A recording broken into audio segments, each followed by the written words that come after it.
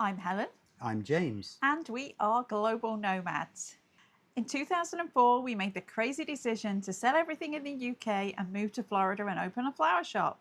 In 2024, we decided we'd make another crazy decision and sold our business, our home, and everything we owned to travel the world full time. So come with us each week and see where our next adventure takes us. Welcome to this mega vlog of our incredible 4-part series on our trip to the Galapagos. This is a culmination of all 4 videos that we've put together for you to give you a complete guide on your arrival into the Galapagos, some land-based options on Santa Cruz Island. We'll also show you the 2 weeks of amazing cruising that we did on Celebrity Flora. The first week we took the outer loop, the second week the inner loop, and then finally we're going to talk to you about all of the practicalities that you need to know before you go to the Galapagos and give you a full ship tour. So stay tuned for this journey of a lifetime. And good morning from Quito, Ecuador, where we've been for a few days, and this morning we're just literally about ready to go and get in the car to head to the airport, and we're going to be flying to the Galapagos. So we're very excited about that. We've had a couple of days here in Quito. We haven't really done much. We had a bit of a journey getting here. Understatement. From if you saw our last video, we were in Arequipa in Peru, and we arrived at the airport there at 6 a.m. and our flight was cancelled, and the flights the day before had been cancelled. It was super foggy. So you sort of hit a quick, let's do a quick change to airline. And let's go through Bogota. And it ended up we were going to have to do 2 stops and fly through Bogota in Colombia, and then back to Lima, and then on to Quito. Fortunately, fortunately that flight got cancelled too. And so we were able to change again to another flight that only went through Lima, so we were back to the original 1 stop. However, we sat in the airport in Arequipa from 6 a.m. until our flight left at 2 p.m. 2:30, I think. Yeah. Then we made it to Lima, and we were there for 8 hours before another 2-hour flight to Quito. So instead of arriving at 2 p.m. the same day into Quito, we arrived at 3:30 a.m. the following day. So that's a total of 3.5 hours flying time. And it took us 25 hours to get to the hotel. And it's a little bit of a schlep to the airport here in Quito too. So by the time we made it to the hotel, it was like 5 o'clock in the morning. So we haven't really done much. We basically lost a whole day there. So we only had 2 days here, so we've been taking it a little bit easier. So we're going to be off to the Galapagos. Come with us. So we have made it to the airport here in Quito, and we've been staying at the JW Marriott, which is a very popular hotel for Silver Sea and Celebrity, who we're cruising with, and Hurdy Gruton. It seems to be a big hotel for that, so we've had a few days there. So when you get to the airport, you have to follow a couple of procedures. So it's a bit like Easter Island. The first thing is, as we've already said, you can only get here from 2 airports. So you have to go to an entry port where you have to pay a $20 US currency, because Ecuador always only takes US dollars. You pay $22 in cash, and you register for a transit visa to allow you to go to Galapagos. You have to show your passport, your entry, and your exit. Then you have to take this form. Now you can apply for it online, but we tried. You can pay for it with a credit card online, but it wasn't working. So we then take that, and then you go to this other building, and you have to then scan a QR code and do a declaration. You do the declaration, and basically states, I'm not taking any fruits, I'm not taking any sort of banned products, not bringing any animals, I've not been in an area where there are animals. And then you take your luggage through, and they tag your luggage with this blue zip tie. So your luggage can't be opened after that point. It's been scanned. You then go from there to the actual check-in, and then everything is back to normal. But they won't take your luggage unless it's got a blue zip tie, and they won't allow you to check in unless you've actually got your transit card.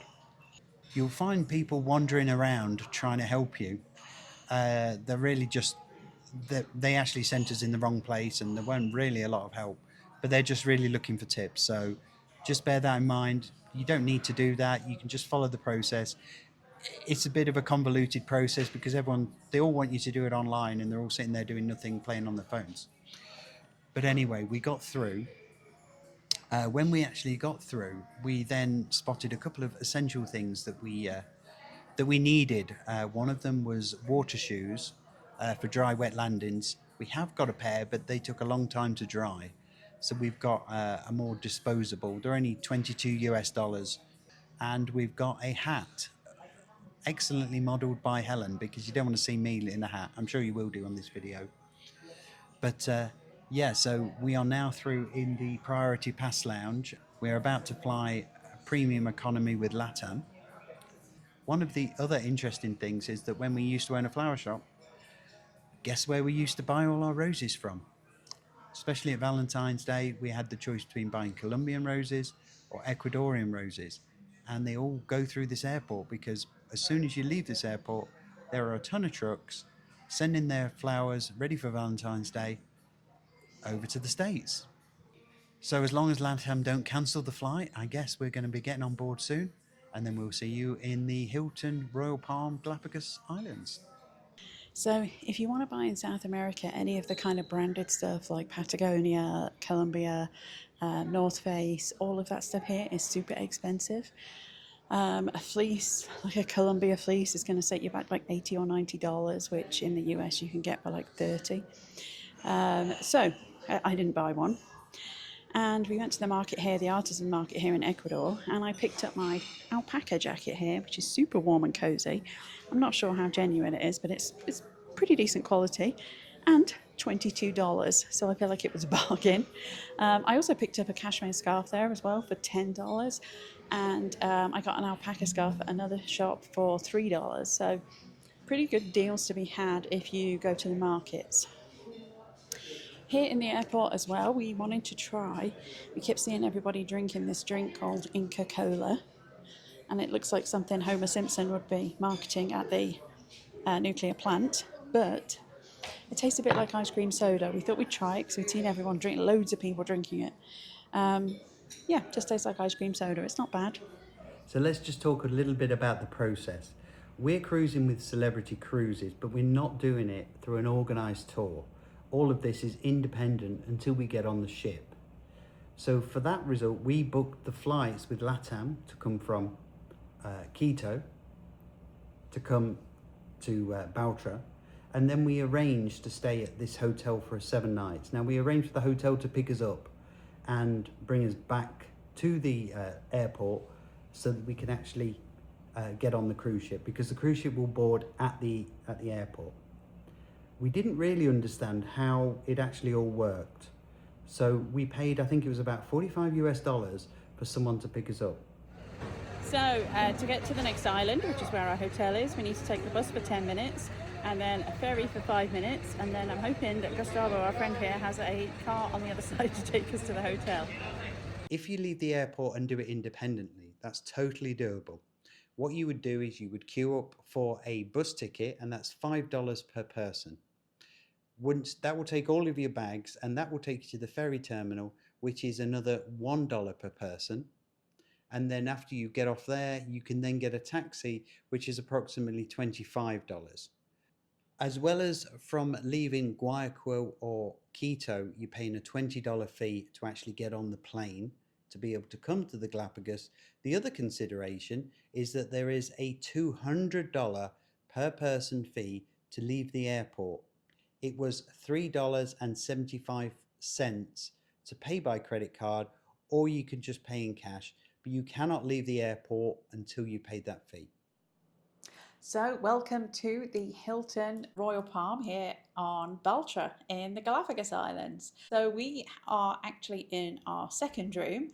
The first room they gave us was very nice. They gave us an upgrade for being Hilton Diamond members. We actually booked this stay with points, and it cost us 480,000 Hilton Honors points for 7 nights. With Hilton, if you book 5 nights, you get the 5th night free. But we were here for 7 nights. If we had paid for this stay for 7 nights, it would have been $5,500 US dollars though. So a very nice saving. The first room they gave us was very nice. We actually just booked a standard room with points. It was absolutely fine. They did upgrade us to a villa, which was lovely, because there are rooms that are in the main building, main hotel rooms, and then there are these standalone villas which are scattered around the resort. It was a little bit dark though. It was absolutely massive, and it was 2 levels, and we had a sauna, and it was incredible. It was absolutely huge. I think it was like 800 square feet. However, it was very dark. It was set in like its own grounds with lots of trees around it, and it was just super dark. Each of these villas also has their own fireplaces, so I did think, oh, maybe if we light a fire it would be better, but we did ask if we could move rooms, and we have now moved to the only room that's available. Actually, they didn't have a king villa available, so we're in I think they call this a super family villa, which does have 2 bedrooms, which obviously we don't need, but okay, doesn't matter. But we do have these incredible big windows now. Again, standalone villa though, but we have incredible, like a bay window where we can see the ocean now. It's much brighter.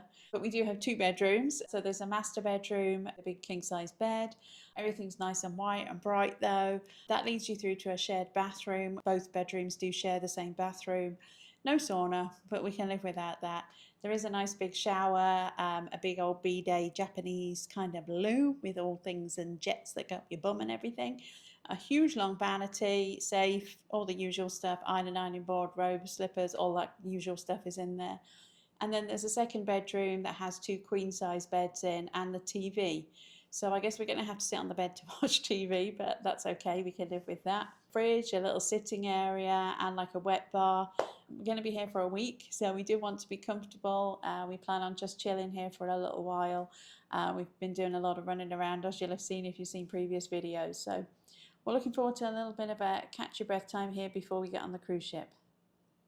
So Galapagos is basically volcanic, and throughout the island there are lava tunnels.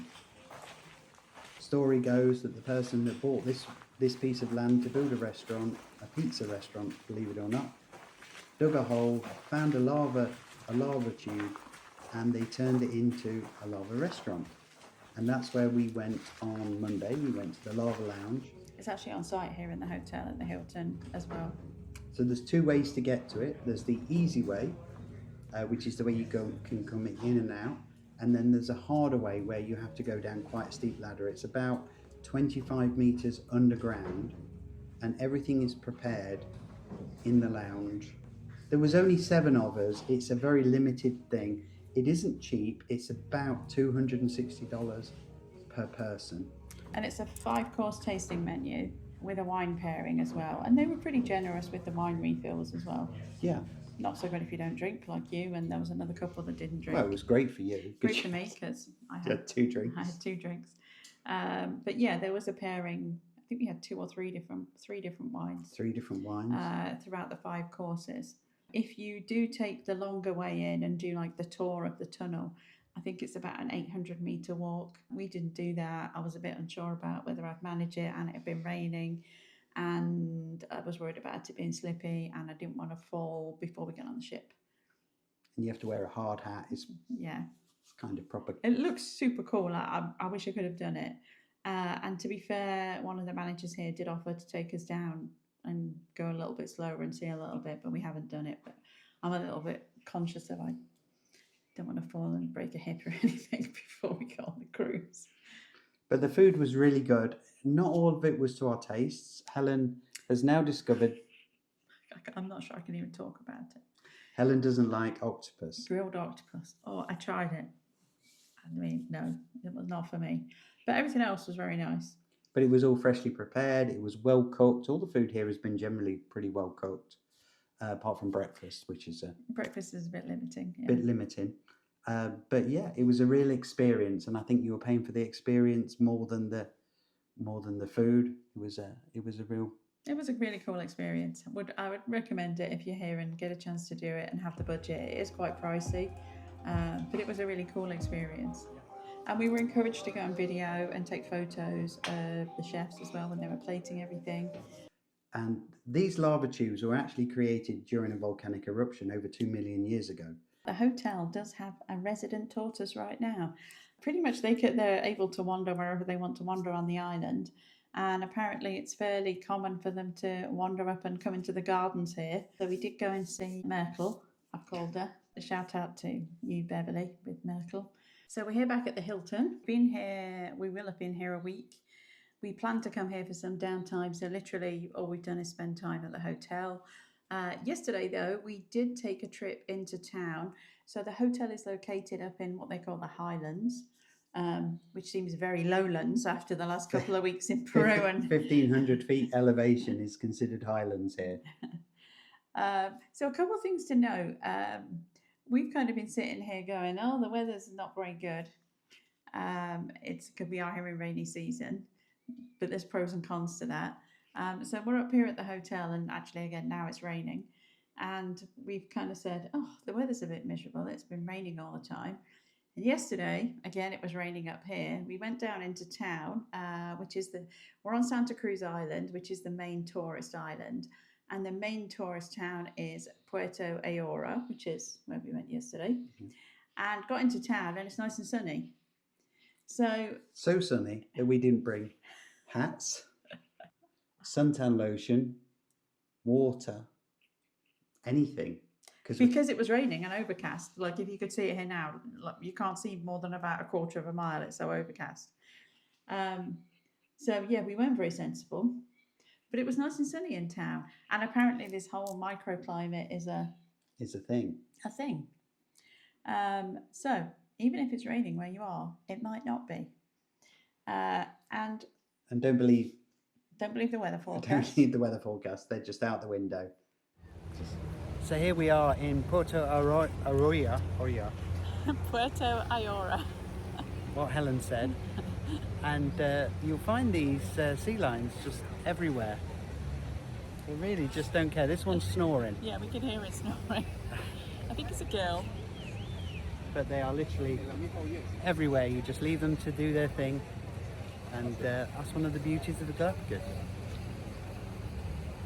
So we did have a really nice day in town yesterday, but we did spend most of it kind of hopping in and out of shops and sitting in the shade because we basically didn't want to fry before we got on the ship. We're getting on the ship in a couple of days. Lots of wildlife though. Yeah, so I'd seen video of the sea lions at the port there, but literally so much more, wasn't there? There was Sally Lightfoot crabs. Marine iguanas. Tons of marine iguanas everywhere you look. Tons of crabs everywhere you look. There was birds everywhere. The frigate birds, herons, different types of herons, the finches. Tons of birds. Sea lions, obviously, everywhere. And the fish, we've been to the Maldives, so we've seen some of the brightly coloured fish. And normally you have to put your snorkel or your scuba gear to see them. Here, you just look over the pier. In the water, yeah. And there's loads of brightly coloured fish all over the place. If you're looking for souvenirs, it's a good range of souvenirs there as well. We're on Celebrity Flora. Stops at this port on the Saturday on the 7 days. So we're going to stop there twice. And it does allow time for shopping. But we're shopped out now. We've done buy quite a bit yesterday. Yes, there is some really nice, inexpensive things as well, real artisan. And you're probably going, yeah, but you travel carry-on only. Yeah, we do. And I've had to buy a suitcase to put souvenirs in. Full transparency, we're going to ship it back actually, we're going to ship it to the UK. So these are our 3 cases that we've accumulated over the last 6 months. And these are going to my brother in England. And I guess the next time we'll see them will be September. But a really nice little town, loads of nice little restaurants. But reasonably well priced as well, considering that we are in such a remote location. We went to a nice little cafe and had some juice, and then went back later on and had a lunch there, a little sushi place. Super nice people in there. I think very quiet. Everyone was really quite quiet. It started to warm up a bit later in the afternoon, got a little bit busier. I think once the weather had cooled down a bit, it was very hot and humid down there.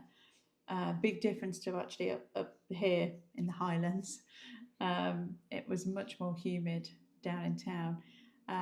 But we had a nice little lunch. Had some fajitas. I think they were like $15 or something like that. Yes. Everything was fairly reasonably priced. We then hopped over to the mini market just because we like to have a look in supermarkets. I know a lot of you who are full-time travellers like to go and compare prices. Being as though we're so remote, we're about 2.5 hours from Guayaquil or Quito, which is the only ways you can really get here. They had quite a good range. And most of the stuff was dried. They had a lot of dried stuff, dried pasta, packets, tins and things like that. Or pre-packaged meats and cheeses, that stuff that was fresh.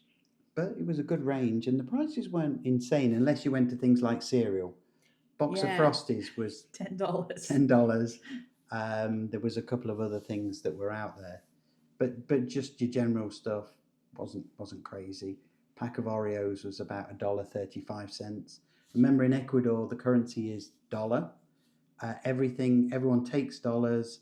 There's a 15% IVA tax on everything you purchase. Like a sales tax. Like a sales tax. And which is a lot. 15% is high. Everyone generally takes credit cards. However, if you do pay cash, they'll generally give you, they don't do dollars. Not everywhere, they give you coins back. Some of them are Ecuadorian coins, some of them are... Dollar bills, you mean? So it's only smaller denominations. But there is a dollar coin as well. And a 50 cents coin and things like that. They're just kind of, you can really use in Ecuador. So they're going to be use it or lose it by the time you leave the country. But the rest of the stuff is, there's loads of ATMs and everything else. It's really easy and accessible. And everyone drives a Hilux. Yes. You want a taxi, they're all Hiluxes. They're all Hiluxes. They're kind of, yeah. And after we had Carlos Verstappen in Peru, yesterday we had Pablo Piastri, I think. You're just going through the whole grid now, aren't you? I'd be an F1 fan to get that. Yeah, they do drive quite fast, but we didn't hit a tortoise. We did see a couple of tortoises on the way into town. From the hotel, it's about 15 minutes, I would say. Yeah. Down into town. So we are a little bit remote up here, but it is very quiet here, I have to say. You can't knock that. Town was much busier if you were staying in town. Yeah, I think there's only 21, 22 villas. This place is famous because Prince Charles, as was, stayed here. So they call it the Royal Palm. It's kind of out there. There's not really, I think there's a few hundred acres around us, isn't there? Mm-hmm. And it's very green and very lush. We spent our last night on Santa Cruz Island and went down into Puerto Ayora. We had dinner at the Rock restaurant, which was very nice. So if you're in Puerto Ayora, is that what it is? Yep. And you want something to eat? Come to the Rock. The Rock, not bad. It's Asian fusion based upon a US military bar. I had the pork ribs that were a lot like if you've ever been to Morimoto in the US, a lot like that, kind of a sweet chili. It was nice. Yeah, so 2 thumbs up. From the Rock, we wandered down to the pier and walked along, and they stuck the lights on just below the waterline, and you see so many animals just from walking. This is not snorkeling, this is not getting on a boat, this is just walking in town. We saw sea lions, which you see sea lions everywhere in Galapagos. We saw sharks, we saw rays, and we saw quite a lot of them. There was some excellent wildlife viewing and a good way to end our last day in Puerto Ayora. So we are going to be heading to back to Baltra, to the airport where we have to meet everybody from Celebrity to board the ship. If you come on a Celebrity package, you were going to fly in on the Celebrity charter plane, which we actually saw on Sunday. Obviously, we're here independently a little bit earlier, so we have to make our own way back to Baltra to the airport. So basically everything you saw about how we got here, so the taxi back to the ferry, the little ferry across, and then the bus back up to the airport, we have to do in reverse to meet up with everybody from the ship. Looking forward to it? I'm very much looking forward to it, yeah. So welcome aboard, Celebrity Flora. So we made it to the airport. The Hilton gave us a transfer. Didn't give us a transfer. We paid for a transfer back to the airport, which is where we were to meet up with the crew from Celebrity in order to board the ship. So we made it there, had to do the whole process backwards again, take a taxi, get on the little ferry, go across, get to the bus, take the bus back up to the airport. And then there was crew there waiting for us, explained everything to us, took our luggage off us. And then we boarded some buses for the few minute drive, probably 5 or 7 minutes, down to a tender area where I understand this is the fuel tender area. So there was a few boats down here and the Zodiacs were waiting for us there, ready to take us over.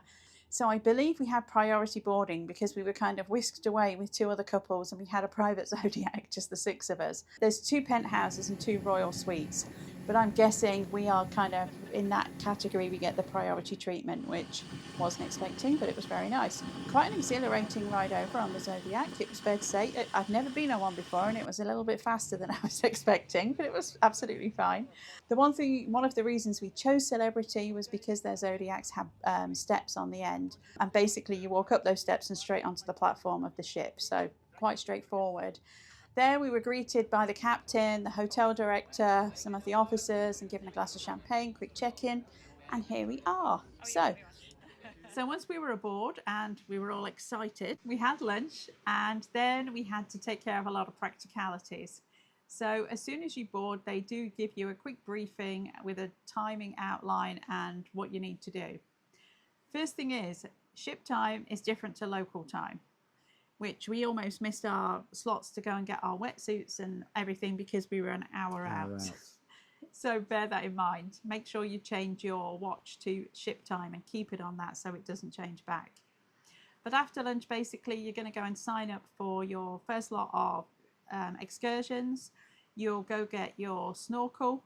You will go and get your wetsuit and they'll help you size up and pick the appropriate size. And then you'll put everything in your allotted area on the deck so that you can collect that when you go out on the excursions.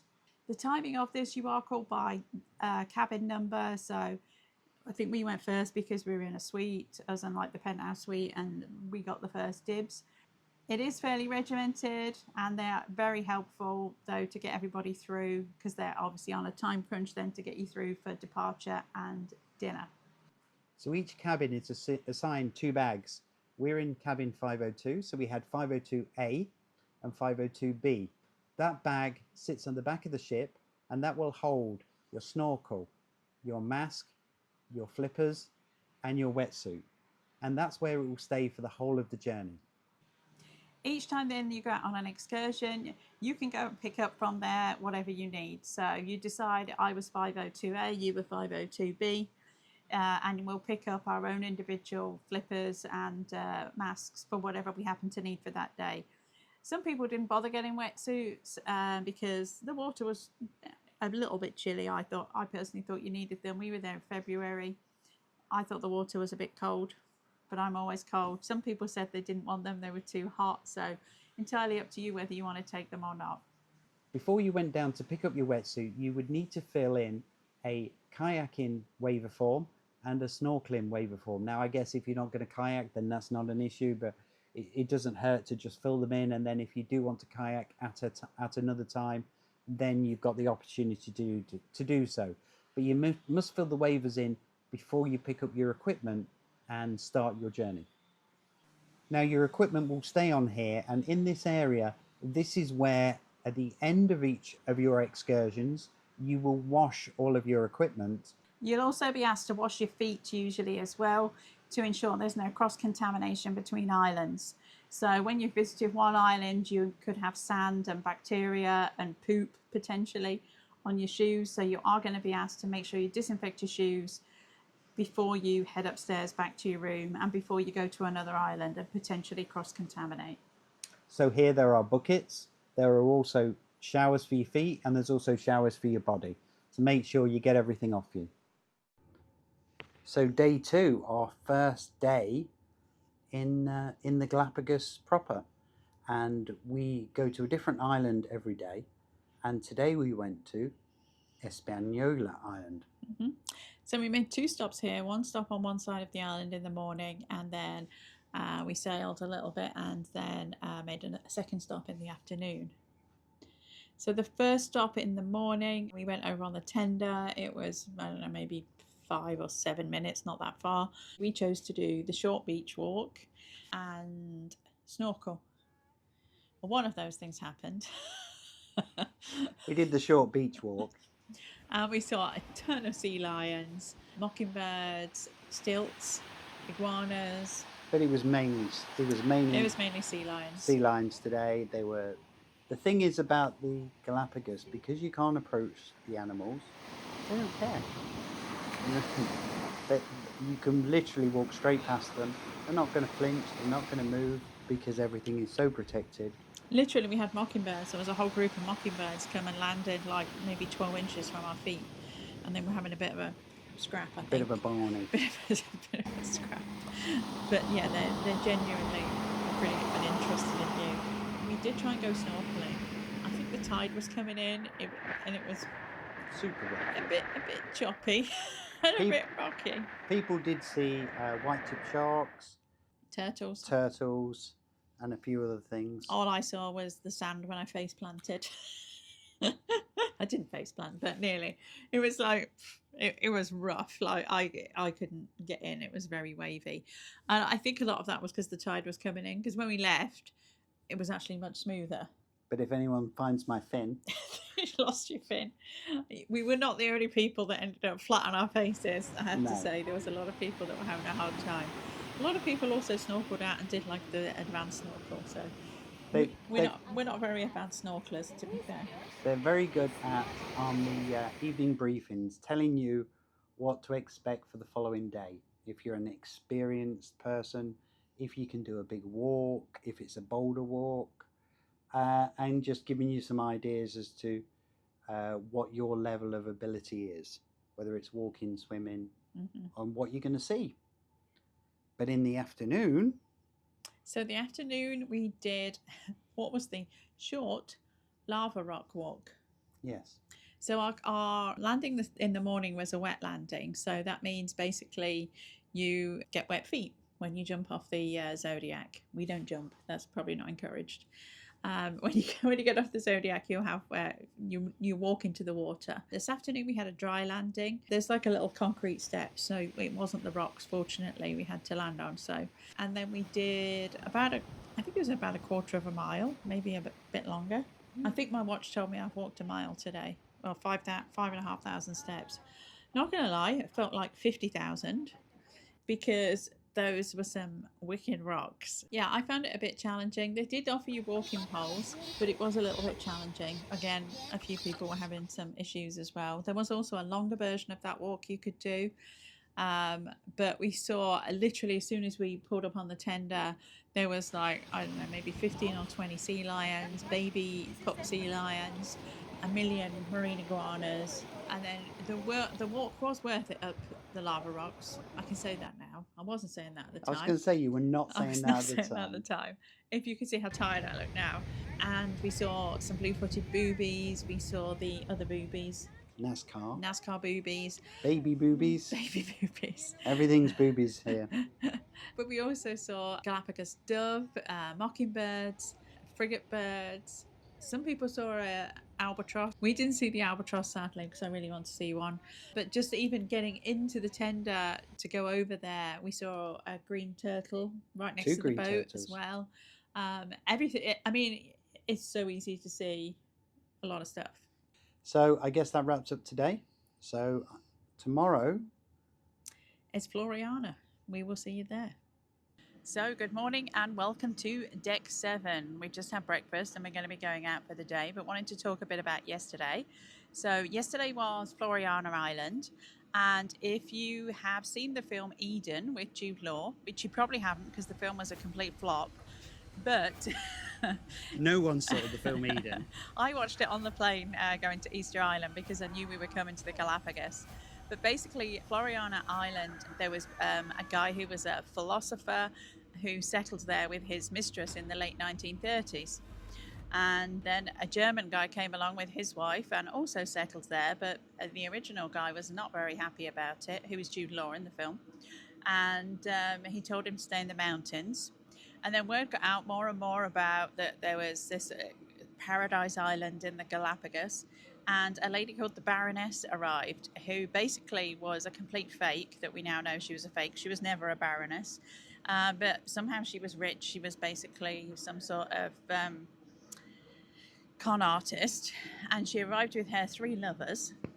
And if you watch the film, it's one version of how the story went, but basically she disappeared, never to be seen again. She didn't seem like she was a very pleasant character either, but she had this whole plan that this was going to be her island and she was going to claim it and build a huge hotel resort there. Well, that never happened. Like I said, she disappeared and it all got a bit Lord of the Flies, and according to the film anyway, the film version of events. And long story short, the only person that actually survived was the German doctor, the German guy's wife, who I believe died at like 96 on the island, and she was the only person left out of the group of 6 of them. They did have a kid. As I understand it, they were telling us yesterday that the kid actually owned some cruise ships in the Galapagos now, so he did okay out of it. But quite an interesting story. So there's a bit of the background to Floreana. So how did these people know about Floreana Island? Well, there's an area that we visited yesterday called Post Office Bay, which is basically where pirates would go, and they would leave their messages there for each other, and lots of passing ships would come by, and they could trade goods. You can still leave mail there. The idea is to do it exactly as it was back in the 1700s, 1800s. And this will be a very old tradition. This tradition, it's over 250 years of age. And that is to hand deliver these postcards if they happen to match an address very close to where you live. All right. So when we were at the Barrel Post Office, we picked up a postcard. So here it is. Now from here, it's going to have to travel with us until October, so it's going to go all the way through Australia, New Zealand, Fiji, Singapore, Borneo, Malaysia, Dubai, the UK, and then go on a ship before it heads. And if you are Jane in Port Canaveral, your postcard from M&C will be winging its way to you. And please don't call the cops on us when you turn up and you just think we're some random people, because honestly. So remember, a bottle of wine has to be delivered by hand. So we'll see you in October. Aside from that, we did see a whole load of turtles as well, sea turtles, Yeah. sea Stingray. lions, a stingray, marine iguanas, some More boobies. more blue-footed boobies. So there was a lot of wildlife over there as well. I'll stop in the morning. We just did a short beach walk. You could do a long beach walk from one side of the island to the other. But in the middle of the island, there is this kind of oasis that's a brackish water lake. And there's a whole load of flamingos that live there. So we saw flamingos in the morning as well. American flamingos, yes. Flamingos. And the beach is completely different sand. The second beach in the afternoon is like what you would call regular sand. White coral sand, yeah. White coral sand. Whereas the beach in the morning on the same island has these little glistening crystals in. Because it's formed from volcanic rock. And there's also peridot, if you're familiar with peridot, which is like a green semi-precious stone. But it's like walking through mud. It was very soft. It was hard going walking on there. And it's literally one side of the island to the other. So that was yesterday. This morning we are in another island, Isabela. Isabela. We are, had to check where we are. Isabela Island today. As you can see, it's gloriously sunny, but it's also pretty rocky. I think one thing neither of us were expecting is how rocky this ship is. No, this is the smallest ship we've both been on, and it moves a lot. It bobs around a lot, like your lamp fell off your bedside cabinet this morning. It does, I think the seas, they said, have been a little bit choppier than normal as well. And I don't know if you can tell from this, we're kind of rocking backwards and forwards like this as we're talking. It does bob from side to side quite a lot when we're moored. But even when we're in our cabin, we saw sea turtles this morning, and apparently the other day there was 25 sharks eating the fish that were thrown up by the boat going along, and the captain didn't tell us. Oh, we saw dolphins yesterday. Oh, we did see Saw dolphins yesterday as well, yeah. So yeah, lots of hits on the bingo card today. Yesterday. So hopefully today we're going to see some pinguinos. Pinguinos. I think today and tomorrow's islands, because we're on like the outer side of the western side of the islands, where the water's the coolest. So we're hoping we're going to see some Galapagos penguins. Okay, stay tuned. So good morning. Yesterday we went to Isabela Island, which is the largest island in the Galapagos. If you add it together, it's bigger than the whole of the Galapagos. Our morning was a bit of a bust. We all did a tender ride to try and see some wildlife. Honestly, it was a bit of a bust. The waves were so big. Did see a couple of... We saw a couple of turtles, but that was it. And it was really pretty choppy. There were some big waves out there. So, yeah, bit of a bust. But can't be helped. Lots of people were looking forward to this one because inland there's a lot of kind of lagoons and things where there's sharks and things like that, where the water goes in. But it was really rough. No pinguinos yesterday because it was so rough. In the afternoon we stayed on Isabela Island because it's so large, and we went just further up the coast to a place called Urbina Bay. Now Urbina Bay was part of what's called, I think, the Great Uprising from 1954. Didn't even exist during Charles Darwin's time. It literally rose from out the tectonic plates. So everything that we actually were walking on used to be under the sea. But we saw everything. Well, we saw a lot. We saw giant tortoises. We probably saw 4 or 5 different ones, different sizes, and eating and walking and doing tortoise things. Eating poison apples. Yeah, there are a lot of manzanita trees on this island too, and they like to munch on those, and the apples, which apparently are cyanide in them, but the tortoises can manage to extract that and it doesn't poison them, but it would poison us. So don't eat the apples, people. We saw lots of tortoises, probably about 5 or 6 land iguanas as well, which are really big, kind of bright yellow and mustard coloured. They're pretty chilled as well. Everything's pretty chilled, honestly. And then lots of birds, little birds. Lots of finches, mockingbirds. We saw some butterflies as well. So yeah. And we saw obviously some sea turtles just looking over the cabin, and over on the tender saw sea turtles. So lots of activity. The big thing is about the Galapagos, and I think that's what makes it so special. The animals don't care. You can't touch them. You can walk straight past them. No one really cares. Keeping 6 feet away. Keeping 6 feet away, and yeah. Oh, we also saw some flightless cormorants. If you live in Florida, you're obviously used to seeing cormorants. These are a different variety, and they are flightless, as the name suggests, and you often see them fishing, and you'll just see the head pop out. And we saw some of those yesterday as well. So I guess we'll see what we can see today in Fernandina Island. We're going for breakfast.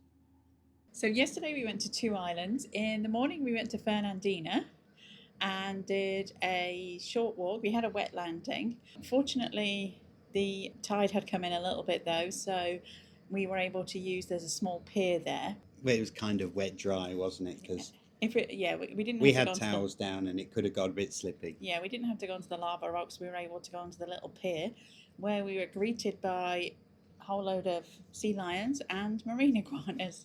And they weren't moving. And basically they weren't moving. Nope. We were walking past them and they were going to stay exactly where they were, and they didn't care. And we also got to see, very fortunately, I wasn't sure we'd get to see one, a Galapagos hawk who posed in the tree very nicely for us, then moved to another branch and posed even better. Quite a long way away, but a great pose nonetheless. And literally hundreds of marine iguanas. Hundreds and hundreds. And they're nesting as well. This is kind of their mating time, so they were starting to nest as well. So there was lots of nest building going on, and a whole load of sea lions.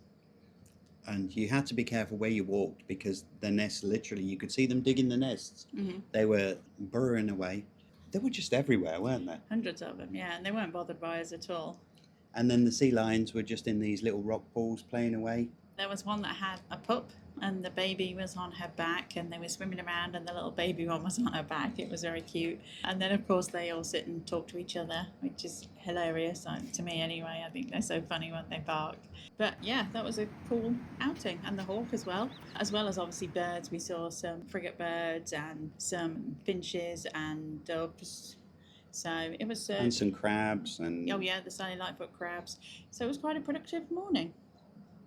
And then we set from there and we went back to Isabela, which we'd been to the previous day, which is again the biggest island here. And as we went through the channel, the captain comes on and makes an announcement. Yeah, there was a huge pod, well, huge-ish to me anyway, probably like 20-25 pilot whales. And they went backwards and forwards across the bow, and it looked like they were fishing.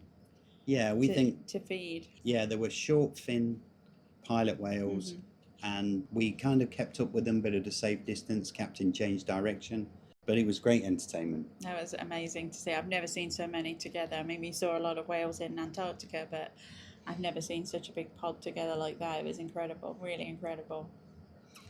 And then in the afternoon we went back to Isabela, but we were just higher up, so we're on the west side, and the west side seems very much more rugged and unspoiled. We're basically right on the edge of the volcano. Half the volcano is the Equator volcano, and half of it basically collapsed. So the side that we were on was very, very rugged, and there was lava tunnels that we saw as well. But most importantly, we went out on a tender ride, which was basically the only option in the afternoon unless you were going to do deep water snorkeling, which we're not up to. So we went on the tender ride and saw some Galapagos penguins. It was very exciting. Only 2 of them, but penguins nonetheless. As well as boobies. And fur seals. The fur seal Oh, the fur so seals. cute, and much smaller than the regular sea lions. And some flightless cormorants, Sea sea turtles. turtles. Some, what was the fish? The yellow fish, a herring. Big fish, because the water's so clear, you can see the fish really clearly, just even from the tender. But there was also some Nazca boobies, pelicans that were diving. It was cool. I think yesterday was the most epic day. It was really, really good yesterday. Yeah, lots of wildlife sightings, which is what we came for. So really good day. And this morning we are going to be off. We're here at our first stop. We're going to be off to South Plaza Island this morning for a short walk. I think today should be iguanas again. But who knows? But who knows? We'll see what we see. So the other thing that happened about 7:30 last night is that we crossed the equator. We are now Shellbacks. Well, we were already, because we crossed the Yes. equator last year on a ship as well. But yes, yeah, you're officially probably a politically incorrect word to say now, but you're a WOG before, and then you are a Shellback. shellback afterwards. And they had all these great rituals and everything, but the majority of the Galapagos sits below the equator in the southern hemisphere, but just the tip of Isabela Island is in the north. So we're currently in the north, and we're going to go back to the south, so Yep. we're going to cross it again. This afternoon we'll cross it again. So Friday on our outer loop cruise, we made our first stop in the morning at South Plaza Island. So this was one of those stops where, was it going to be a rocky dry landing, or was it going to be on the steps? But we managed to get away with it, didn't we? Well, when we arrived, we managed to use the pier because the tide was a bit higher. But when we left, it was a little bit more precarious, and we did have to climb over the lava rocks. It was quite difficult, but we managed not to fall, but that was good. You do walk up the hill there. There's a little bit of a incline, and again, it is a little bit rocky. But here we saw a whole load more land iguanas. There was a couple, they all seemed attracted to you that Yeah. morning. I'm not sure why. I don't know, it was my aftershave from the morning up. And there were some birds that were nesting on the ground, the gulls, next to the iguanas, underneath these prickly pear Cactus. So that was pretty much everything we saw. Lots of gulls, lots of frigate birds. Took a walk around, lots of prickly pear cactus, and the iguanas that loved you. We did the short walk as opposed to the long walk. There was a bit of a further walk that just went a bit further down, but we were concerned about falling for every 5 minutes. Yeah. I mean, even on the kind of flatter areas, there's still a lot of lava rocks. Obviously, these are volcanic islands, so bear that in mind. We have looked at the itinerary for next week for the inner loop. That'll be coming up, but it looks like there's a lot more tender rides, wildlife tender rides next week, let's put it that way. Generally, a lot of these walks are uneven, You do need good walking shoes. People do fall over. No one injures themselves massively badly, but you do they do give you walking sticks or hiking poles to cope with the terrain. Yeah, absolutely. This was probably the worst area we've had so far to be able to get back onto the tender.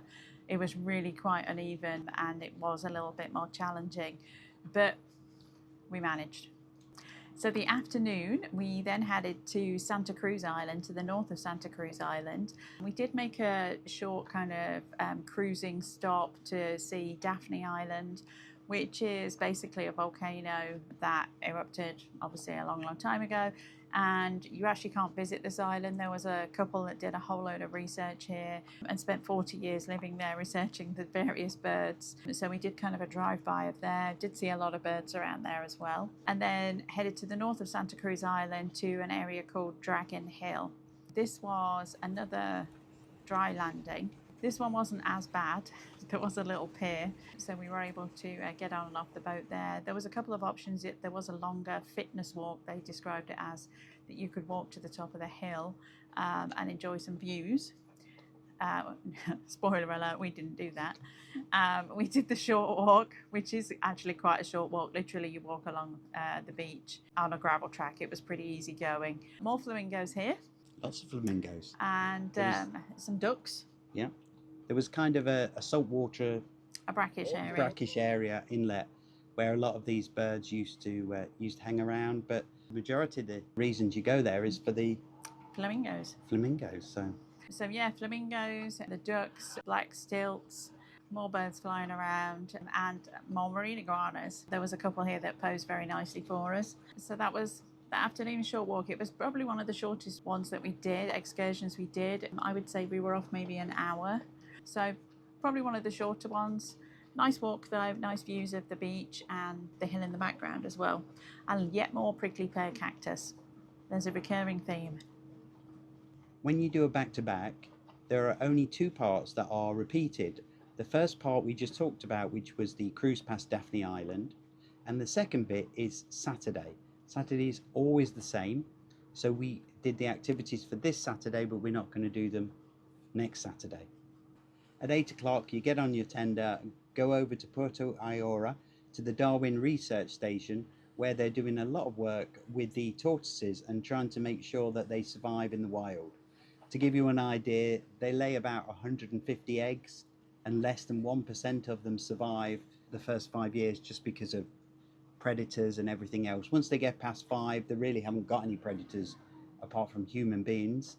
So they're doing a lot of work here to try and make sure that the tortoises survive, and then they repopulate them back out into the islands.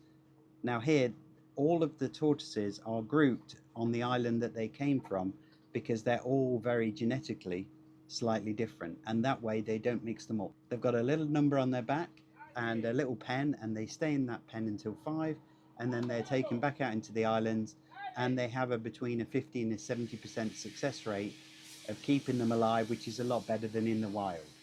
And basically here you're going to see them literally, we saw some that were 2 months old that were maybe this big up until like the 5-year-old ones that are obviously bigger, and they've got mating pairs there as well, which are obviously 80, 90, 100 years old. Tortoises live to be up to 200. So to see, ones that are 40 and 50, they're basically youngsters. So Puerto Ayora is one of the easiest stops because there is an actual jetty and a dock. So it's the easiest one by far to get on and off at. Here's also a good place to spot the sea lions again. We were obviously here last week, so we got to see a lot of the birds and the sea lions in nature. Just a heads up, to get to the Darwin Centre, the entrance is located, I think it's about 650 metres from where the actual base is. And there's no vehicle access up there, so you do have to walk up there. Celebrity did offer, if you do have mobility issues though, that they did take a minivan. So there was like 6 of us that did go in a minivan.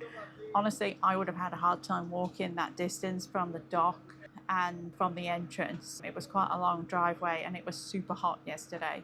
Despite being so early in the morning, it was really, really warm. So just a heads up on that. After you visited the research station, you can walk back into town, which is about a mile. we went in the minivan, and then you had a little bit of free time for shopping. At 11 o'clock, we then met up again and jumped in some minibuses, and we drove to an area to do some rewilding, they call it. So part of the celebrity commitment, they give each guest 2 trees. There's a couple of different types of tree, and each one has an individual number on. And you plant those trees. It did feel a bit like we were royalty because the hole was already dug for us. We were given a clean spade. Basically, all we did is we put the 2 trees, we ripped the plastic bag off, we put the 2 trees in the ground, and then filled the soil up, and then walked away making sure we didn't trample on someone else's tree. But it was a commitment to reforest this particular area. This is more in the highlands of Santa Cruz. Close to Santa Rosa, so you're quite a long way up, but maybe you're like a 30-minute drive from the actual town. And this is nearer to where the Hilton is. So as we know already, it gets a lot of rain. It was raining pretty heavily by the time we got up there. We did see quite a few tortoises on the way up on the road, just wild tortoises. We saw 2 or 3. And after we had planted our trees, we headed to the ranch for lunch, and it was a buffet lunch. There's also a tortoise sanctuary there, so again, driving in, there was a lot of tortoises. All over the place. We had a couple of tortoise traffic jams where you just have to stop and just let them do their thing and then go around them. But we followed this down to the tortoise sanctuary, and they had an area reserved for us to have lunch. Yeah, it was like a kind of open air pavilion with a big buffet lunch. Basically, the whole ship was there, so like all 100 people were there. And it was a nice lunch, actually. We had a good selection of food options, all Ecuadorian stuff, all organic, all grown locally. So everything was really tasty. Also, obviously, drinks and fruits and wine included as well. And then we had a local group come in to do some sort of folkloric dancing. Now, we didn't get a lot of explanation as to what this dance means, but there were some very colourful outfits, especially this lady's dress. Oh, with the hammerhead shark on, yeah. With the hammerhead shark on. And then they had this dance where they wore these dolls on top of their heads. And at some points they took the dolls off and then they put the dolls on. If we find out more, we'll put it in the text below. Yeah. We're going to do some research as to what the dolls meant. We don't know what the dolls meant. And probably that was the only thing that was really missing. It was really, I mean, these kids, and they were, young on the younger side, were really getting into it, and they're obviously quite passionate about it, but we didn't really understand the meaning of the dances, yeah. which is probably the only thing it was missing. Really encouraging to see young people are so engaged in it though, and so engaged in keeping their culture and their traditions alive. And proud to be Ecuadorian.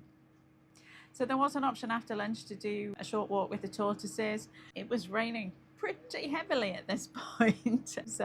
And we were tired, and we've seen tortoises, so we elected to come back to the ship. It was about a half-hour drive back down to the tender port. If you wanted to, you could stay in town and do a bit more shopping as well. They did run the tenders until 6 p.m, but we chose to come back on board because we had an appointment at 5 p.m. to go to the bridge. So we got that as part of having a royal suite, and so there was just 6 of us, and had our picture taken with the captain and Sergio. He's one of the second officers. Actually, I think he's the chief staff officer. Sorry, I probably completely offended, whatever. He's high up anyway. He also did a talk earlier in the week on how the bridge worked as well, but he gave us a talk, showed us like the screens and showed us around. And like I said, we got to sit in the captain's chair. Yeah, with the captain. Have a photo. Well, you sat on the captain's chair. I did, yes. I didn't sit in the captain's chair. They described it as a dentist chair. Was it comfortable? It was very comfortable. It was a bit like a dentist chair. Kind of bouncy as well. But yeah, got to sit with the master of the vessel. So that was a fun way to end the day. So today is Sunday, and literally, I think now, everyone's just getting off. We are the only guests on board. The ship time is 1 hour different to the time at the airport at Baltra. So nobody gets back on board. It's now 10:25. No one will be back on board until about 1:30. So we've got 3 hours where we can run around the ship, do whatever we want. So this is going to be obviously next Sunday for us will be the day we get off, and people will start getting off about 10 a.m. But for us, it's a day off. It's a day of rest, which is nice. It's been a long week. It's been a hectic week. And we're gearing up ready for next week as well.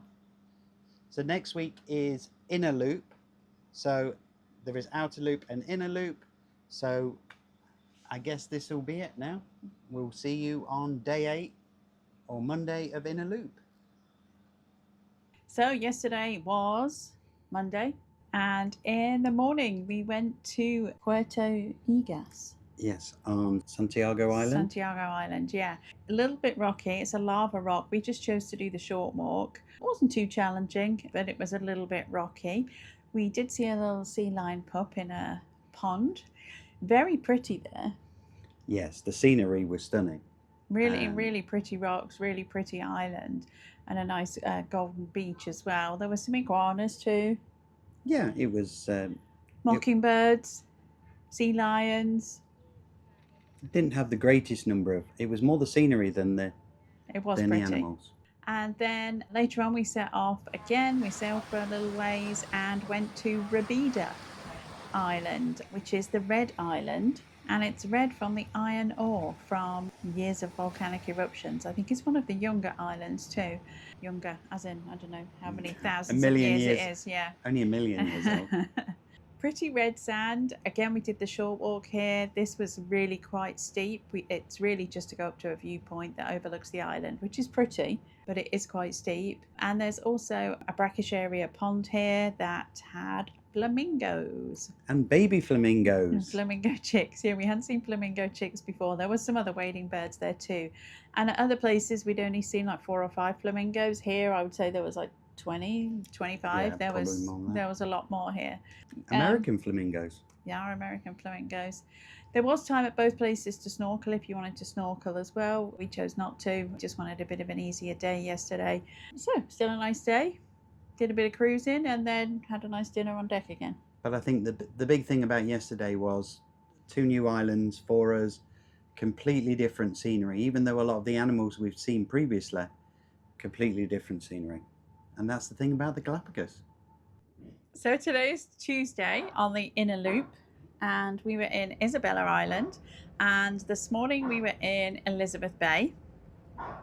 Which was epic. Which was amazing. So both options this morning were a tender ride, a wildlife tender ride. You can't make landing there. We went out for a good, probably about an hour and a half, and there was a huge group of boobies just diving and feeding and eating fish. And then Penguinos, like loads of them, swimming and feeding, just amazing. So to put this in perspective, last week we saw 2 penguins for the whole week. So to see so many this morning was just incredible, as well as like the little black and white birds, which I think are stilts. Then we went down into the mangrove, which was interesting because it was super low tide, and kudos to the tender drivers for getting us down there, because I looked down and the water looked like it was only about 12 inches below us. Rocks everywhere. So I think we did really well getting in there. We saw a tree seal. A tree lion is what Tree they lion. Tree lion. That's what they like to call it. Yeah. Apparently the sea lions like to climb up and go in the mangroves, and he was in there having a snooze. We saw some pelicans. And some iguanas, marine iguanas. Sea turtles. Loads of crabs, and some cormorants. There was a couple of cormorants just chilling on the rocks, and these are flightless cormorants, so they're a bit different to cormorants we might see in the US, because they're, as they are described, flightless. Little wings, not a lot of feathers on the wings. So that was an epic morning. It was a really great morning, and then you wouldn't think we could top that, but we did, because we've literally just got back and we're both absolutely buzzing. It was amazing. We had to do it today because it's like we're getting the Galapagos bingo card out, and like just in an hour and a half tender ride, it was just... Yeah, so we opted for the other tender ride. You could do like a long fitness walk and snorkeling and a short walk and a tender ride, but we opted for just the tender ride. And oh my God, like a million blue-footed boobies that we literally got within about 2 feet of. They just... like, they didn't care. We were so close to them, and so many of them on the rocks. The tender driver was absolutely excellent because he'd seen them, he knew where they were, he took us to them and took us so close and turned the boat round. Yeah, every place the boat was turned around so people on both sides could see. There was a cave with more sea lions in, more marine iguanas, loads more crabs. Loads of brown pelicans diving, penguinos. And then More and then the pinguinos. penguins. Yeah, the penguins were posing so good. We saw some that were just swimming, and then I looked down the rocks and I was like, oh my God, there's more on the rocks. And this group of 4 was standing there, and literally, again, we must have got within about, it felt like 3 feet of them. Like, we were so close, it felt like you could just reach out and touch them. I've got so much video. I think, how many photos did you take? I think I just took about 650 photos in that hour and a half. And I took about 175 videos. And then when you thought it couldn't get any better, there was a cormorant in the water, and he had an eel, and we had a whole Nat Geo moment where he caught the eel, and then he was throwing it around in the air, then it dived down, and he came back up with it, and then he went down again. Suffice to say, cormorant 1, eel 0. 0. But that was really incredible to see as well. He was fighting, and then when he swallowed it and it went down his throat, and you could see all his throat bulge out, and it was wiggling still in his throat. And then we saw more penguins, and we saw the penguins right up to the boat. Yeah, there was one that was swimming, and he swam right up to the boat, literally touched the boat, went around. Just amazing. Just amazing. So this is Isabela Island, and without going into too many technicalities, when we went down to Antarctic, there is a current that runs from Antarctic. The Humboldt current, yeah. The Humboldt current, and it comes all the way to Isabela. We're right near the equator. We're right on the equatorial line. I think probably about another hour, an hour and a half. The anchor's just being pulled up now. We'll go over the equator again for, I think, the 3rd or 4th time in the last week. And when the current hits that, it rises up, and there are so many animals. Like just that's called an upwelling. Upwelling. See, look at, see, we've learned. We listened and we learned. And we're just looking off the back of the boat, you can see the fish jumping. Oh, you saw a shark this morning as well, didn't morning. you? Yeah. We're hoping to see whales, More whales. this is where we saw whales last week in this area. So if you do any tour with Celebrity or anything else, make sure you head over to the far west, which is Isabela, because these are 2 of probably the most epic days we've had are in this area. Yeah, amazing. Just buzzing. I'm not sure how long this video is going to be. No, me neither. But it's time for a gin and tonic now. So see ya. So Wednesday, and today was Santiago and Bartholomew Islands. So in the morning we did a wildlife tender ride, which was cool. Saw a little bit. We saw starfish. Yeah. Oh yeah, the starfish were incredible. I'm not sure how well that will translate on video because we were literally just looking through the water. The bay was really shallow, but I have never seen so many starfish. They're huge, and there's like tens and tens of them.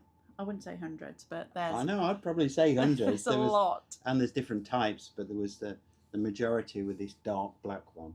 I don't know how well it's going to look on video, but it was pretty incredible to see firsthand. The water was really shallow in that area. And really clear. And we then did a bit of a ride along the cliffside, and there was a hidden Mickey in the... If you're used to going to Disney, you'll know to look for hidden Mickeys, and we found one that was made from a cactus plant. And we went a little bit further along, and then things got a bit more exciting because there was a whole load of frenzied activity with a load of pelicans diving, boobies diving. Again, I'm not sure what video we got because we ran a moving tender, and there was like, your head was on a swivel. Like there was like a booby here, a pelican booby, but like it was a bit mad, wasn't it? And they do really dive bomb. They do really dive bomb. And then a sea turtle came out like next to us, and then everything happened all at once. I think it was fair to say. So it was pretty cool. We were out for, usually the wildlife tender rides are about an hour and a quarter-ish. So that was pretty cool. And then the afternoon at Bartholomew Island was really only an option of, I think it was a long steep walk or some beach time. And snorkel. The snorkel here was around rocks. It was a little bit wavy. I think that's been a theme for the whole 2 weeks, honestly. So we managed to snag a little tender ride, and it turned out pretty epic, to be honest. Because we went around the rocks, and there was, which you could have seen all of this if you'd snorkeled, but I would not be comfortable snorkeling there because the current was quite strong around the rocks. But there was a whole load of sea lions, wasn't there? There was the sea lions. We had some boobies, blue-footed boobies. Always some booby action. Always some booby action. Like some boobies. And then, most exciting of all, we went around the corner and there was some penguins. There was a little group of 4 penguins, and we got super, super close to them. And they are one of the smallest species of penguins here, so they are probably only about 10 or 12 inches tall. They're really quite small, but super cute. And the sea lion came out and wanted to play with them, and they were not really very interested. It was fair to say. All of the baby sea lions think that they're all Puppy dogs, and they think that penguins are like, not chew toys because they don't try and attack them, but they're inquisitive and they want to play with them, and the penguins do not want to play. No. But I think whenever you see a sea lion, you can just see the expression going, what are you doing? What are you doing? Can I play? What are you doing? And then sometimes it's like whack-a-mole, because they pop up and then one will pop up and one will pop, and they just pop their heads up out of the water. But they're super cute and super fun to watch. So that was Another epic day. another amazing day in Galapagos, yes. As usual, we finished off with dinner under the stars on deck 7. We've had a standing reservation there, so basically we go there every night and have dinner. You do have to make a reservation for that, so There's no extra charge. no. They just make sure they've got enough staff and enough tables laid. On Thursday, we had another couple of stops. The first one was to Santa Cruz Island, and the island's called Las Bachas. The stop was the island Santa Cruz, yeah. The island is Santa Cruz, which is the same island as basically where the Hilton is and near the airport. But the side that we're on was called Las Bachas, and that translates to the barge. Barge Island, basically. Barge Island. Yeah. So if you go back to World War II, the Americans came here and they built Baltra Airport. And the reason they built it was because they needed a strategic point, and the Galapagos fitted that bill very well. So they built the airport and some infrastructure, and this is one of the barges that was left over when the Americans left. Yeah, and it was just left to rot. There's not a whole lot left of it now, but you can see the remains. I think there's another couple as well, but this was the one that we saw. We took a short walk along the beach. We saw the barge. Parts of it are a little bit rocky. The big thing we saw here, this is like the start of turtle nesting season. So we saw a lot of turtle nests. So we weren't allowed to go up on the higher areas of the dunes because that's where the nests are. And we saw one very obvious track where the turtle had gone up to build the nest. But we could walk along the beach a little ways, and obviously we saw sea lions, because everywhere you see sea lions. And there's a brackish water pond at the back, and there was one little lonely flamingo in there. Apparently this is not flamingo mating place. This is flamingo stopping place in the pub before they go to one of the other islands.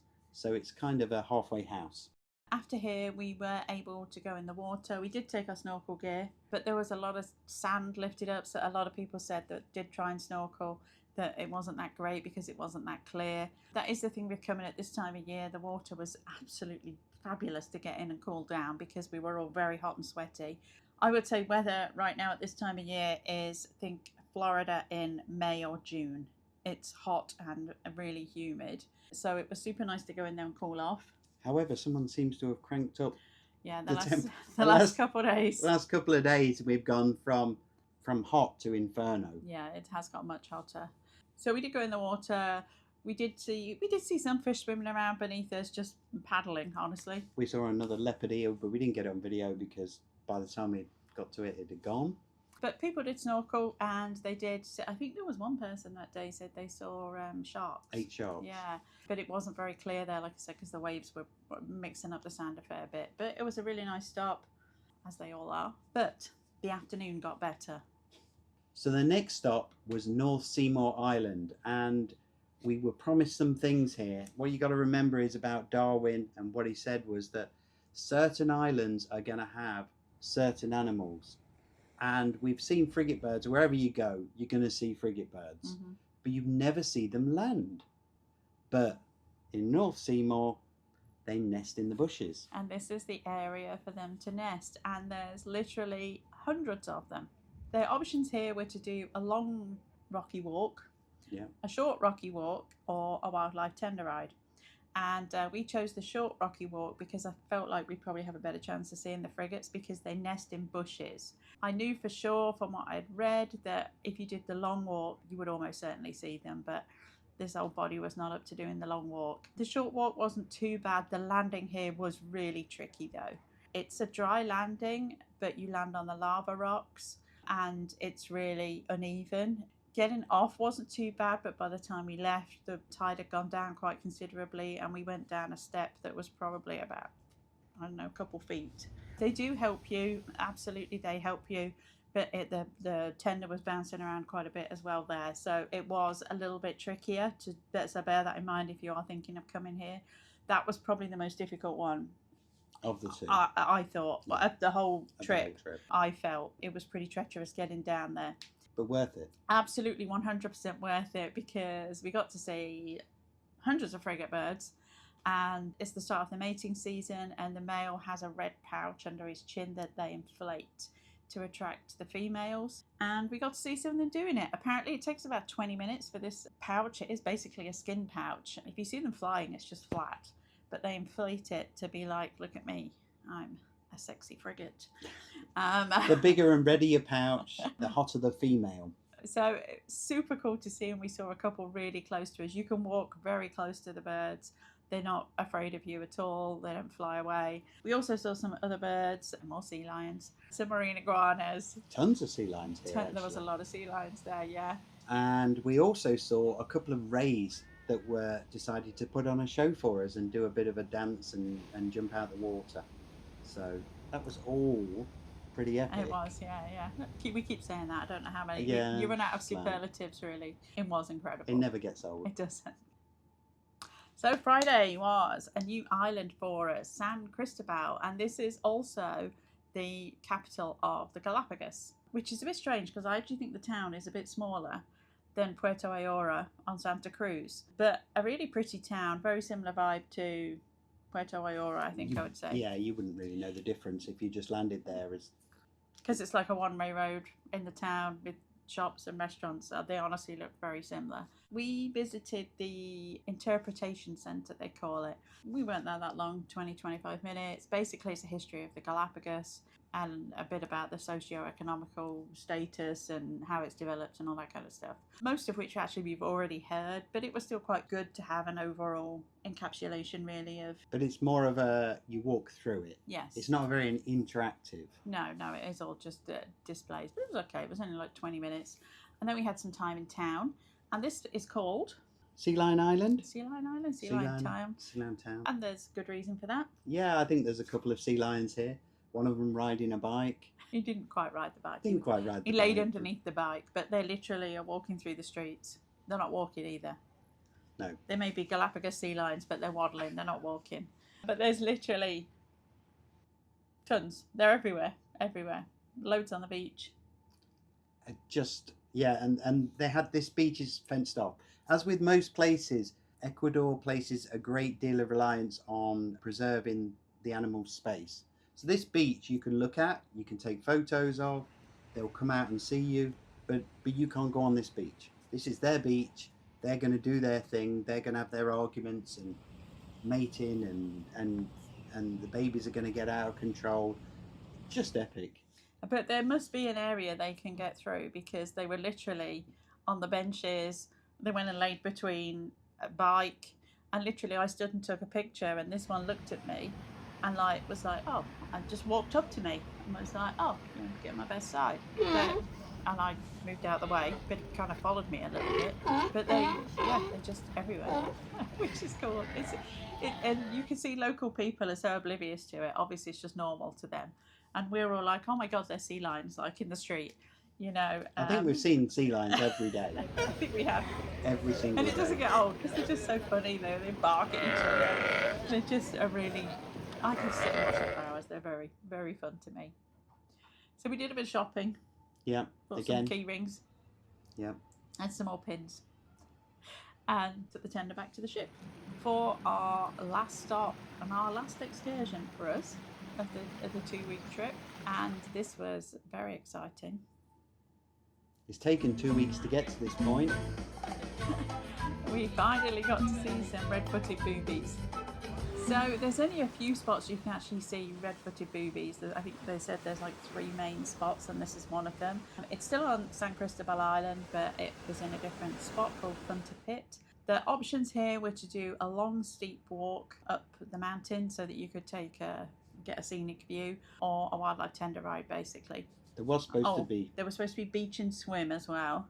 No beaching. No beaching and swimming. It was pretty rocky, so they couldn't land at the beach. So those people had a short tender ride instead and saw some wildlife. We had opted to just do the tender ride. I think that if you do the walk here, from what I saw online and the briefing they gave us, it's pretty vertical. It's a pretty strenuous hike, and I think it was like a mile up and a mile down. We did the tender ride. It was pretty rocky, and rocky as in motion, not rocky. It was also rocky. Well, it was rocky. We were pretty close to the rocks. And it also came over cloudy. So sadly, the lighting wasn't the best for our ride here, but I'm not complaining. Because we got to see the red-footed boobies, which was our last booby. So we saw the blue-footed, the red-footed, and the Nazca boobies, which are the 3 different species. And as the name suggests, they have red feet. Yes. As the blue ones have blue feet, these have red feet. And the Nazcars have black feet. So we have covered all booby options. All booby options. Blue boobies are the most famous. If you go anywhere and you buy a souvenir, everything has I love boobies or blue-footed boobies or some version of. But this is the one island where we could see red. Out of the 20 stops we've done, this was the only place we could see red-footed boobies. I think somebody last week did see some, but not many. We didn't see any last week on the outer loop. But yeah, we saw a lot actually yesterday. It was just a shame that the lighting wasn't so good. The big difference as well is the blue-footed boobies nest on the rocks, so they're kind of easier to see. The red-footed nest in bushes. So the bushes that we saw were basically on the top of a rock though. So they were quite a distance away, but still super cool to see them. A lot of frigate birds again here as well. We saw some more with their red pouch puffed out. Sea lions. Yeah, the sea lions came up to the boat, like to take a look at us. Yeah. They love it. They love it. That never gets old. The sea lions will never get old. We saw a ray when we were just waiting for our tender ride. Big manta ray. Big manta ray. And we saw a big manta ray actually the other day, and its wings came up. Flipper. I don't know what they're called. Yeah. Yeah, we're not experts on that. But there's wildlife everywhere. It's pretty epic. But yeah, so another epic way to end our trips in the Galapagos. So what should happen on Saturday, or what did happen, it's Saturday today when we're filming this. Basically, it's a repeat of last Saturday. So the ship stops in Santa Cruz Island. There's a trip to the Charles Darwin Research Centre and Puerto Ayora. And you could go plant the trees and go see the tortoises. We obviously did that last Saturday. So we're not going to do it again. And we're pretty tired, honestly. That sounds like a bit of a first world problem, and it is. But it is quite a full-on cruise. So welcome aboard, Celebrity Flora. Now, I'm going to give you a quick tour of our room, but we are in a Royal Suite. This is Royal Suite 502. Behind me is the entrance area as you come in. And over there, there's going to be a sink with fresh water. So you do get given, we haven't got them yet, but I understand you get given a water bottle to use whilst you're on board. And that is drinking water in that sink. So you can fill up your water bottles there. And then you come into this kind of living area, which is very nice. We've got a sofa and a chair and some closets. This closet's got the usual stuff in, the safe. We have binoculars to use on board. And we've also got the laundry bag. Laundry is included for the whole journey as well, which is good because we've been in a hotel for a week and we need to do some laundry. So yeah, plenty of closet space. There's a little table here. Because of our status with Celebrity, we got some little macarons. We got a nice bottle of Clico, which is our favourite champagne. We got some chocolates from our travel agent. Thank you, Tammy. And we also got a whole load of information here that we've not looked at, which is going to be the itinerary for the week. We understand lunch is ready, so we're just going to do this really quickly so we can go get lunch. Behind us, we've got the TV, or one of the TVs, and tea and coffee, all of the usual stuff. Looks like loads of coffee pods. We did just ask for a kettle and we got one, so they do have kettles on board.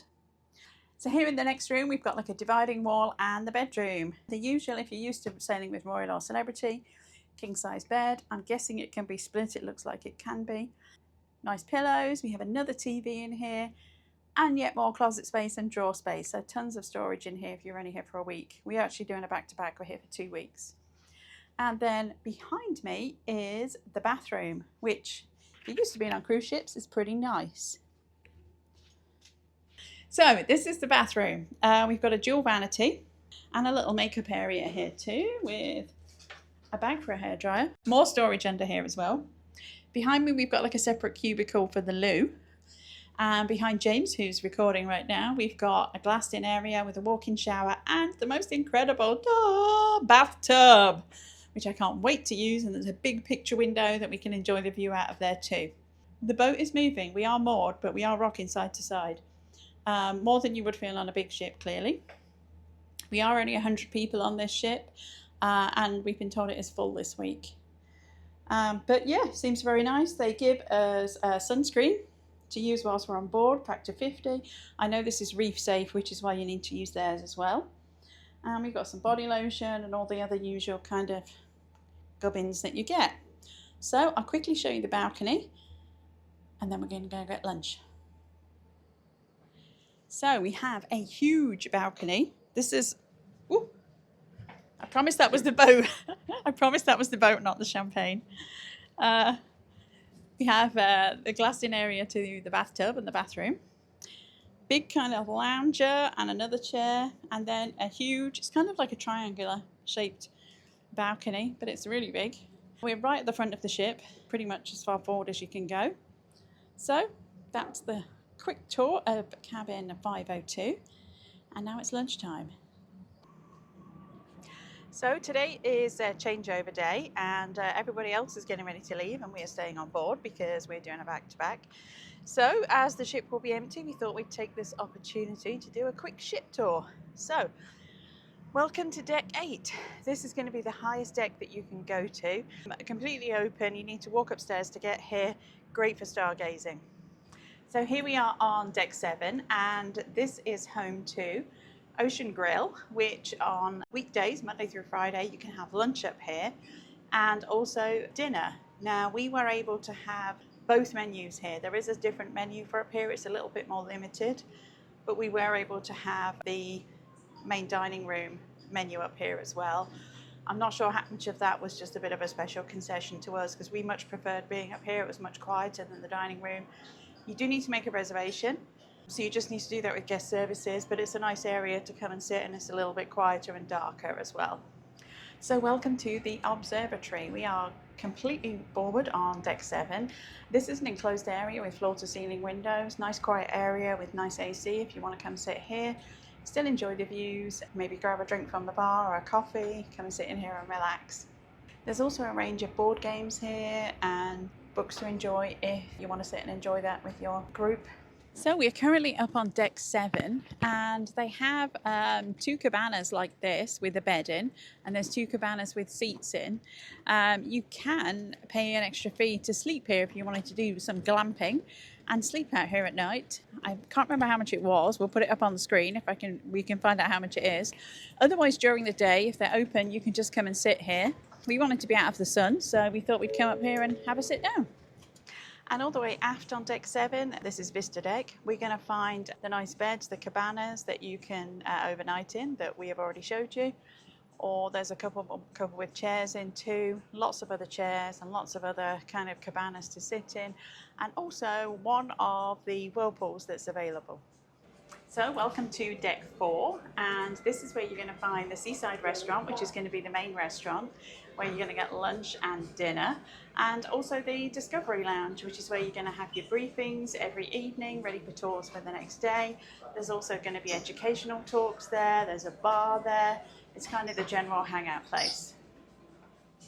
So right behind the Discovery Lounge on deck 4, you're going to find an open seating area, and there's the second whirlpool here, and this is also where you will come out to go down the stairs to deck 3 to board your tenders. They monitor this really closely, and when you come back from your excursions, you'll come up the stairs to here, and there's usually some welcome snacks and drinks here waiting as well. So here we are on deck 3. This area is called Darwin's Cove. And down here you're going to find the elevator and the medical facility. Also guest services, just like on a regular big cruise ship. There's also a small souvenir shop and an area where the naturalists have like an office or an area, and we got to meet in there to arrange our tours because we were in a higher level suite. This is also the deck, and we'll take you out the back, where you will board the tenders and get your wetsuits and store your wetsuit and your snorkel and all of that good stuff. And that's also where they'll give you a life jacket to board the tender, and you can step down there to get on. So one of the reasons that we chose Celebrity is these custom built tenders. They've got steps which you can go into if you're going to get back onto the ship, or if you're going to go on an area that's raised like a dock.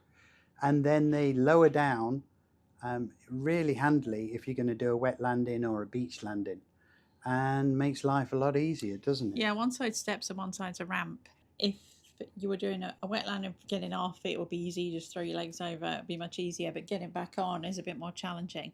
And these ramps really help, and there's handrails, so everything's really well thought out to be purpose really built for the Galapagos. That's why we went on Celebrity. Cocktail of the day, a yellow warbler. It's rum and passion fruit juice. Cheers.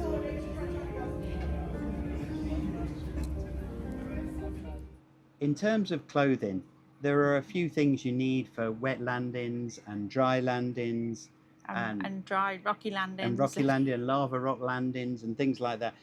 In terms of footwear, so we actually had sneakers, some heavier duty sneakers.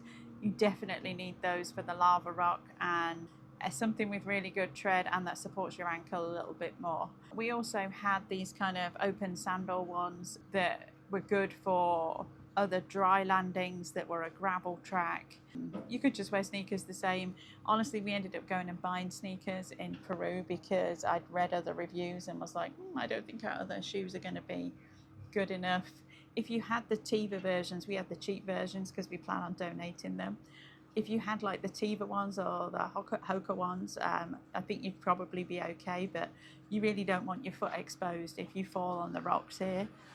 So I would probably say you want both, honestly. Yes. And some water shoes as well for the wet landings. Again, if you've got the decent Keens or Tiva ones, I think they can get wet, but if you don't want wet feet, we just bought some cheap water shoes at the airport. Again, we'll end up donating them, I'm sure. So they're pretty decent water shoes, actually. They've got a good sole on them. They were good for walking on a gravel trail as well. But I think you probably need 2 to 3 different pairs of shoes, and then some different shoes for on the boat. So when you're on the ship, you're going to want some flip-flops or something comfortable to walk around in as well. The other thing to consider is that generally you'll have 2 landings a day. So if you get particularly wet in the morning, then you've got to put them on your balcony, if you've got a balcony, if you've not got a virtual balcony, to get them dry for the afternoon. If not, using a hairdryer. Or you got wet shoes. So having a couple of different options is also helpful. The same with swimwear. Some days you don't get wet at all. Like on Friday, I don't think we got wet at all. No. But some days you do have 2 wet landings or snorkels or you get what should be a dry landing and you still get wet. Evenings are very casual. If you've been on cruises before and you go put your best dressy sandals on and your best dressy dress and all of that good stuff, yeah, you don't need to worry about that here. best t-shirt. Yeah, you want to put a clean t-shirt on or a clean dress. I've just had like Columbia dresses that I've been wearing, like the PFG dresses so you want to get changed, but you don't need to be dressy and putting your best jewelry and makeup on either. No, it's very casual. There are degrees of casual, but no one wears a jacket. No. The majority of people, what you've got to remember is that your first tour might be 8 or 9 o'clock in the morning, and then you might have a break of 4 or 5 hours, maybe a bit longer in between sort of 10 till maybe 4. But those times do vary. And then in the afternoon, you might be going on a snorkel, a deep snorkel. You might be going on a hike. You might be going on a walk. You might be going on a wildlife tender ride. But then you might come back from that at say 6 o'clock, Then at 7 o'clock, you'll have your presentation on kind of a TED talk on it. Our Francisco, our TED talk guy, was really, really good. And they've all been very interesting, but there's some kind of aspect of the Galapagos he'll talk about for about 15 minutes. And it's relevant to the day you've had. So like yesterday we saw tortoises, and last night he talked about tortoise shells and how they grow and how the different shapes and all of that stuff. So it'll be some sort of brief talk that's relevant to the day you've had. And he makes it very relevant. He talks about Disney cartoons and the perception and things like that. It's all very interesting. And then from there, you go into the talk for the following day, so you can sign up for tenders. Now, if you're on a regular cabin, you will choose what activity you want to do for the day. When they explain to you the level of activity, whether it's a wet or a dry landing, whether it involves snorkeling, and you would choose from there. You would line up, sign, assign an activity. The only activity that are restricted are kayaking, because they are limited to how many kayaks they are allowed by the Ecuadorian government to actually have in the water at any particular time. So you would choose your activity and then you would go to lunch. There's not a lot of downtime. And the downtime that you do have, you just try and get some rest in your cabin. And then it's 7:30 for lunch, for evening meal till 9 o'clock, and then there might be a movie playing. So it's a pretty full-on. Oh, there's a silent disco one night a week, and there's karaoke one night a week as well. So there is some stuff going on. I think the majority of people end up early in bed though, because it's a lot. Perhaps that's just us. No, I think most people did. It's a lot.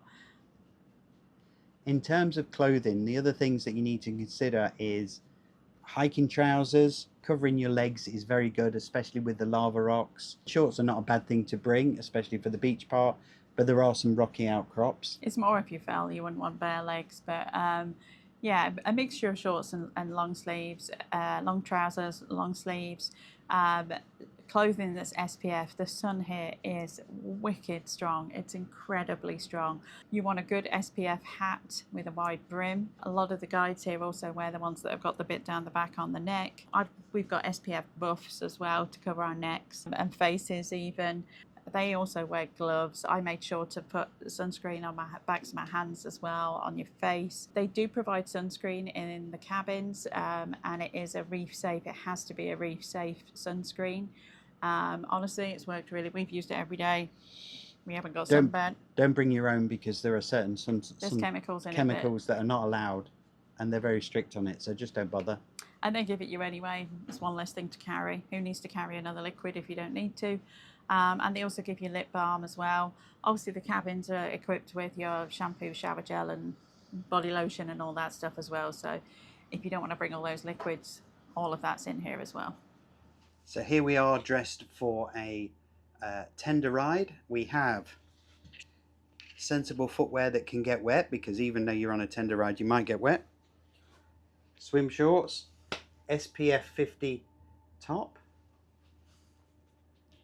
Your hat, SPF 50 hat. Make sure it has a nice wide brim. Your pelican case to make sure your phone doesn't get wet, and make sure you close it up. Sunglasses. Sunglasses, and Your celebrity backpack. I am ready to go on a tender.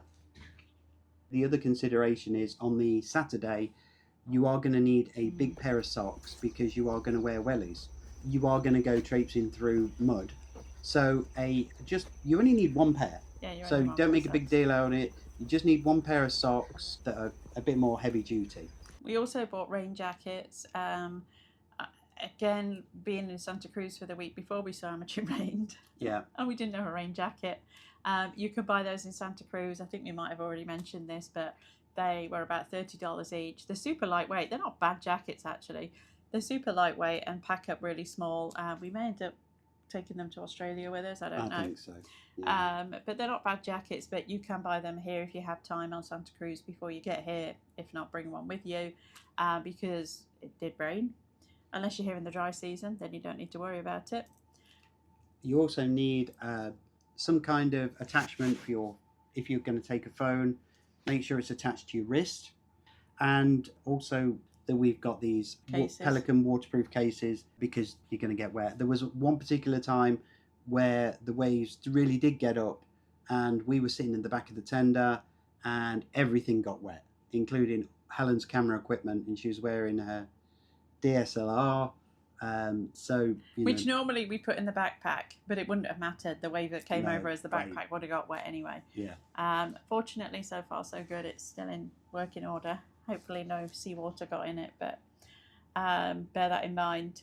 There are other activities afterwards as well. After dinner, at 9 o'clock, they'll show a film on. There's a silent disco one night, and there's karaoke one night and stuff. So there is other stuff going on. There's another couple of trivia things that they do as well. Who won this week? We did have an unfair advantage because we were here for 2 weeks. But we didn't do it the first week. We arrived late. They were already doing it by the time we arrived. So we did do it, and we won the second week. And we got some goodies. We got some Celebrity Flora socks and a hat. They do a crossword quiz as well. So there is other things going on the ship as well. I think if you looked at whether you do outer or inner is definitely easier than outer in terms of more strenuous walks, and you can do strenuous walks on both. But if mobility is a bit of an issue, inner is definitely an easier option than outer. So if that's a consideration, because it shouldn't stop you from doing it, no, but it should be a consideration. I think the other difference we found on the inner and outer as well, we've had a few people say to us, oh, have you seen different things, and have you preferred one over the other? Have you seen different things? Yes. For sure, the only option to see tortoises on the inner loop this week was in the Charles Darwin Centre and on Santa Cruz. Last week we were able to stop at the island and literally see them wild. I know that the Santa Cruz ones, a lot of them are free roaming as well, but last week was much better because there was no cars. It was literally they just were their in the wild little island, and they were doing their thing. So that was one. We saw more penguins this week, which is odd because they're usually on the colder side, on the west side of the island, which is where we were last week. But we only saw 2 penguins last week, and this week we've seen loads. And we also saw the whales last week. They're on the outer loop. And we did go to that kind of same area this week on the inner loop, but it was nighttime. So if the whales were there, we weren't going to see them anyway. So yes, you definitely see different things. I think, as you've already touched on, the inner loop is definitely an easier option mobility-wise. And I think there's more time for beach time. Like literally last week on the outer loop, there was no. There was very little beach time. It was a snorkel or a strenuous walk or hike or a long walk or some form of. But this week there's been, I think, 2 or 3 times where you could just go and spend time on the beach. And there's been some really nice beaches this week, hasn't there? The ones we've gone to have been super nice. Last week we went to like black volcanic beaches and the one with the peridot, which is not really beaches you would want to sit on, honestly. But this week have been really pretty beaches. And remember, next time you sit on a beach, parrotfish eat coral because they want to get the actual thing inside the coral. They then poop out the coral, and that becomes sand. So one parrotfish can create 1,000 pounds of sand per year. That's a lot of poop.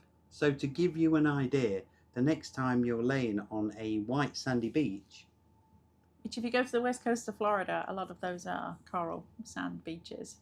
You're just laying on parrot poop. Parrotfish poop. Parrotfish poop. That's your fun fact for the day. That's your fun fact for the day. Next time you want one of those golden sandy beaches, can I have one where a parrotfish has done lots of poop? Another tip for the excursions, for the tender rides, if you are a photographer, and I will tell people this now, my little secret tip, now that we're off the ship, you want to get on the tender last. That means you will sit right at the front of the boat and potentially have no one in front of you, which is going to give you a much better view and able to move around and turn more to take photos. Now, the drivers typically are super skilled and will turn the boat around so that people on both sides of the boat can see everything. But like yesterday when it was pretty choppy, I think he did turn it around a couple of times, but I think there were some times he couldn't, simply because the way the waves were coming, because it was a little bit rocky. But sit at the end, get on the tender boat last. or try and get on the last tender, because the last tender is not always full either. Typically there's 12 people on a tender. We've been on one where I think there was only 6 or 8 of us, because we were the last one. The best one was like just 2 or 3 of us. Yeah. But generally, and if you're just going on a tender from point A to point B, and you want to be comfortable, Get on first, because then you'll sit at the back on the bench rather than actually on the side of the Zodiac.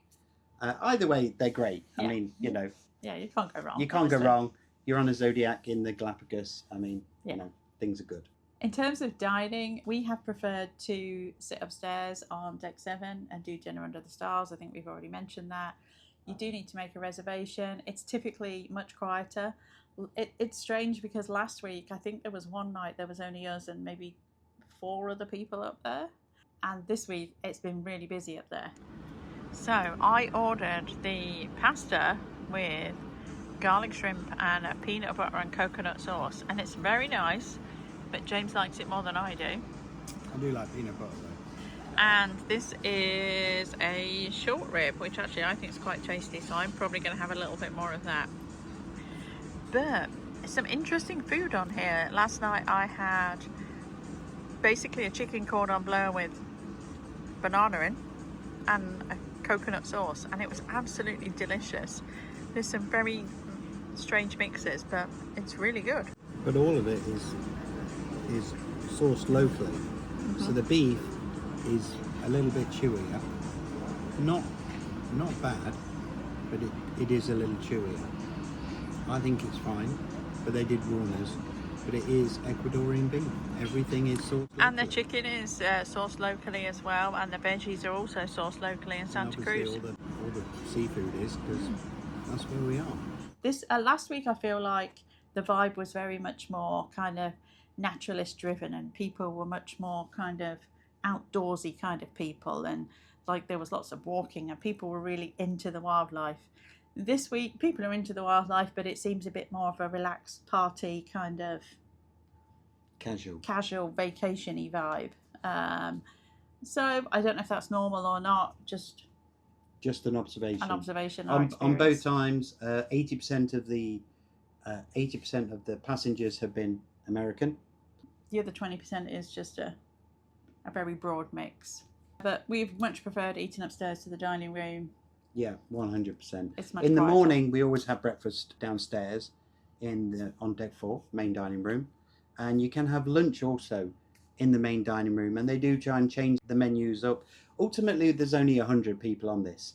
They can't offer that much variety. There's always vegetarian options though, and you can also have lunch on deck 7. It's a pretty limited menu.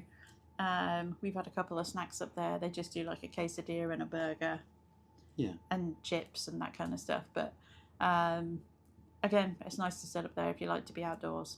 And after every tender ride, there is a little refreshment station where you walk up the steps from deck 3 up to deck 4.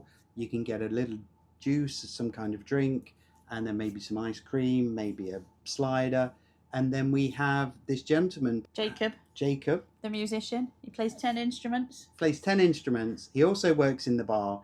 Everyone has to multitask on this because there is literally like 80 or 90 crew on a 100 passenger boat. He's super talented. He never gets the appreciation he deserves. But yeah, he's always up there playing some panpipes or some kind of cover version of a song.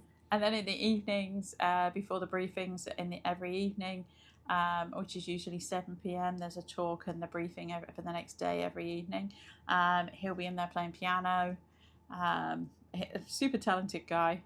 But yeah, we've seen him serving drinks. I saw the provisions manager checking people in when you ding your card to come back on the ship as well. We've seen, shout out to Luis, who was the maitre d' on the ship last week, who was incredible, tireless. I think we could probably say that for a lot of them. Yes. But literally, we saw him working in the bar, sweeping up, and he would go and speak to every person on the ship, I think, every night. Well, that's what it felt like. Yeah. And anything you could possibly want, he'd always be saying, what can we do for you? What can we do for you? And Andreas, the hotel director as well. Gina, customer service, and the captain is also very visible. He's often out on the deck when we come back from the excursions. Normally taking photos because he's pretty amazed of everything. The thing is about this boat is that, or this ship, is that the majority of the staff are Ecuadorian, and they're from Quito, or they're from the islands, and all of the tour, the ship's only got 100 people, and there are 10 tour guides, naturalists. Monica is the leader of those. Last week we had a gentleman called Francisco who did some talks. That was just for that week because it was Darwin's birthday on February the 12th. And Monica and they're all so proud of their of the Galapagos and Ecuador, and that this is their jewel, this crown jewel. And they're all very knowledgeable. Very, and they're going to go out with you a morning and afternoon on the excursions, and then in the evenings they're usually around. You can ask any questions of them. Monica does the briefings, and she's organising everybody. I mean, literally, I don't know how many hours a day that she works, but it seems like an awful lot. Everything runs really pretty smoothly. I can't say enough good things about the staff, really. A shout out to Isabela, who has been taking care of us dining every time. Or AKA Crazy Cat Lady. Crazy Cat Lady with 17 cats, yeah. But she's incredible. She's taken such amazing care of us. But there's everybody in the bar. Isaac, Cesar. I could name them all. Because you practically know them all. And this is the thing about a small ship. For about 40% of the staff changed from week 1 to week 2. So you don't necessarily have the connection all the way through.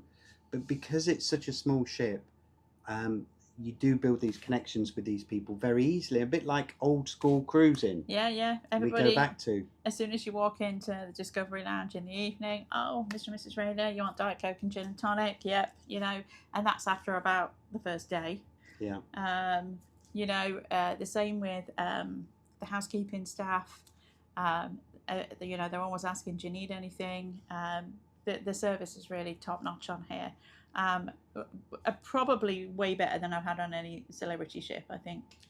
This doesn't really feel like a regular celebrity ship. No, this is a very special experience, and the price tag reflects it. But it is a bit of this. You cannot compare this to a weekend celebrity around the Caribbean. No.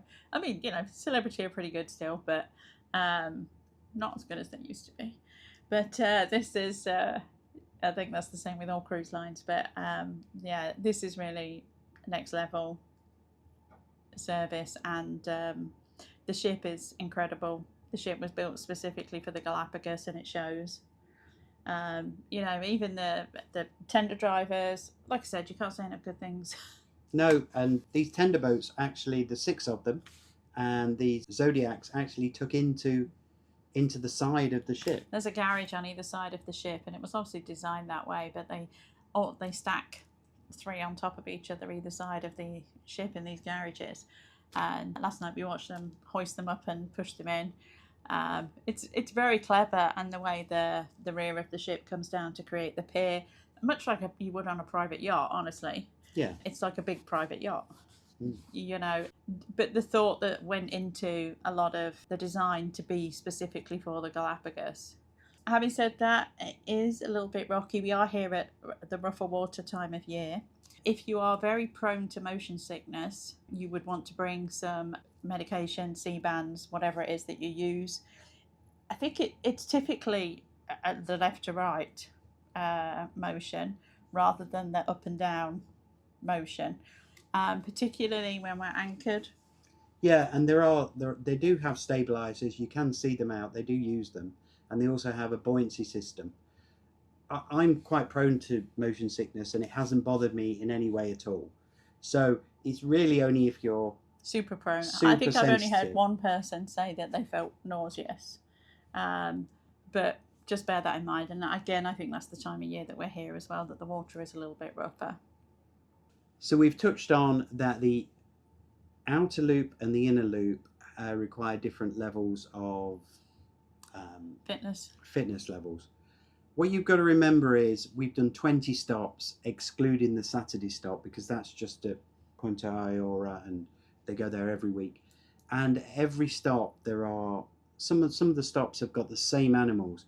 If you want to see everything, then the only way of seeing everything is to do both sides, inner and outer. Also, because of the times of year, I got ChatGPT to draw up this list of when the best times of the year. This is not a good time for whales or sharks. So there, you don't see a great deal amount of these. And whale sharks are in December. We've missed those. But we are in the season for nesting of sea turtles and a lot of the frigates and the boobies. So there is no bad time to go. But I'll just want to give you a rundown. If you wanted to go to the inner loop, you're going to see frigate birds, red-footed boobies, penguins, and flamingos. And sea lions. Everywhere you go, you're going to see sea lions. Everywhere you're going to go, you're going to see blue-footed boobies. Marine iguanas. But if you go on the outer loop, you're going to see tortoises in the wild. You're going to see Christmas iguanas. You're going to see marine iguanas in like hundreds. You're going to be able to do a postcard at Post Office Bay. I think we've mentioned the Film Eden and the Baroness, but I won't go there. You go to Floreana, yeah. Go to Floreana. Fur seals, they're only available to see in one stop. And whales, we only saw them in one place. And again, that was on the outer loop. So there's some considerations that you also need to bear in mind. The time of year, if there's some animal that you particularly want to see, but that's another consideration. On deck 5, which is where we're on 502, there are 3 types of cabin. The first one is the Royal Suite, which is what we're in. In terms of size, that's about 430 square feet. And I'm going to put these prices up. I just chose a random date that had all of the cabins available. It's about $28,000. All of this is for a week. And I don't even know if it was inner or outer. For 2 people. For 2 people, this is per cabin. At the back is 525, which is the penthouse suite. That is an amazing 967 square feet. Amazing. Should we have booked that? We should have booked it. It's so nice. That, to give you an idea, is about $41,000 per week for 2 adults. And then all the other cabins on deck 5 are the sky suites with veranda, and they're about 247 square feet, and they're about $20,000. All of these prices vary depending upon the time of year, inner loop, outer loop, how quickly you book it. One thing I would say to you is to book it in advance. The other things on deck 5 are the gym. Doesn't really get a lot of use. I haven't seen anyone in there. No one gets a chance to use the gym. It's just, there's too much going on. And the other one is the spa, which is next to the gym. Which is basically smaller than one cabin, one of the suites, I would have said. Because of our status, I did have an hour's free massage. Obviously, I left a tip. And it was an okay massage, not the best massage I've ever had. Not the worst, but it's a nice room and it had a comfy bed. On deck 6, there's a few things happening here. The first one is deck 6 is where the bridge is. We're right underneath is where the captain's quarters are, next to the bridge. There's no royal suite on deck 6, but there is an ultimate suite with an infinite veranda, which is opposite the captain and is right next to the bridge. To give you an idea, that's about 365 square feet, and it does have one of those infinite verandas. We've never been in one of these and seen them until we did this. Until we saw these, yeah. The rest of the cabins are sky suites with infinite verandas, which run about $21,000, which are about 237 square feet, and the premium sky suites, which are about 100 square feet bigger, which are at the back, and they're about $3,500 more, about 24,800. That's the makeup of the whole ship. It's very small, 50 cabins. As an aside, a very personal preference, and I know the virtual balcony whole thing is infinite balcony thing is very contentious. You either love it or hate it. I personally didn't like it. I prefer a proper balcony. I can go out the door and be out there. The suite definitely feels bigger. Yes. Because you've got that balcony space inside, but it's basically a window that comes down, and it's high. It's higher than a regular balcony. I felt like you'd have to have your hands kind of up here to be able to see out of the window. So I personally didn't like it. I guess it depends really if you use the balcony. If you don't use the balcony and appreciate the extra indoor space, you would probably like it. The bathroom layout's slightly different. I thought the bathroom was a bit narrow as well. Not my favourite, but it might be yours. And I guess that's a good thing that you've got all those options on the ship. So in terms of the top suites, the 2 royal suites on deck 5, which is we're in one of them, and then there is a penthouse suite on deck 5, and there is also a penthouse deck on deck 6 as well. Practically the same layout, very slightly different balconies, but they're right at the back. Which one would you have gone for? I would have gone for the penthouse, although it's a lot of extra money. That's a big chunk of change extra, which is why we didn't do it. I felt like we could justify the bit extra money for the royal suite over the regular suite because we were here for 2 weeks and it does give you a space. We've got like a separate living area and we had a bathtub, which the regular Sky Suites don't give you. So if you've got the budget, I personally think the extra space for the royal suite is worth it. If you're not bothered about the extra space, not. I love the penthouses, absolutely love them. One thing I would say is though, if you're going to be sitting out there, they've got floor to ceiling windows as well. Everybody coming back on the tenders can see into your room. Especially on deck 5. Especially on deck 5, and if you're in the one on deck 6, if there's people on deck 7, which is a public area with sunbeds, they can easily look down into it as well. So, there's that as well. Another consideration, this is where I try and justify the price. We paid for week 1 $23,778, and for week 2 $24,398. We booked this about 18 months ago. If you booked it a lot closer, then the prices were a lot higher. So I think the regular suite went up to more than we paid for the royal suite. Yeah, so this is one of those times where this is a bit of a one and done, maybe. It's 100% a YOLO thing because of the cost. It's incredibly expensive. So you need to book it as far ahead as you reasonably can, if that's a consideration. Your choice of cabin is really going to be down to you, but the prices do go up as you get closer to the time. We tried to get an upgrade. This ship has been sold out for both weeks. There are no upgrades available. Very, very unlikely for this ship to be less than capacity. And that they told us that it rarely runs at less than 100%. So if you imagine there's only going to be 5,200 people doing this ship per year, and the last royal ship there was 6,500 people for a week. So this is a very, very small amount. Also, Celebrity used to have 3 ships that used to do this route. They sold 2 of them, and this is the only one they kept. So again, Celebrity's got a big pool of people, so that needs to be a consideration. And I think a testament to the staff and how passionate they are about this as well is that a lot of the staff that we've spoken to have said that they came from Expedition, which was one of the previous older ships that were sold. I think they sold them to Nat Geo. There was Expedition and another one. But a lot of people have been with Celebrity. A lot of the crew have been with Celebrity for a long time. And I think that speaks volumes really about how passionate they are about it. If you don't feel like going to the restaurant though, there is a room service menu. It's pretty limited. I think it runs from 11 p.m. till 9 p.m.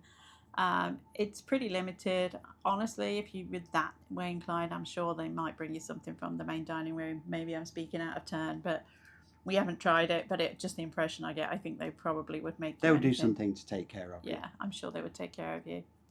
And you also everybody gets laundry included twice a week, twice during the week.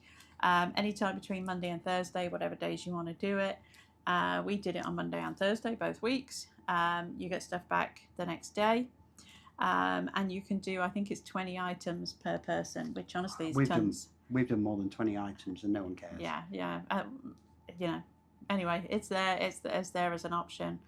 I will say, this last time, I had a flesh colour bra and flesh coloured underwear, which are now grey.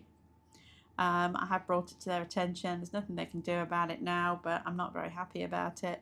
There's a top and a beige colour pair of trousers as well that were beige, and they're all now grey.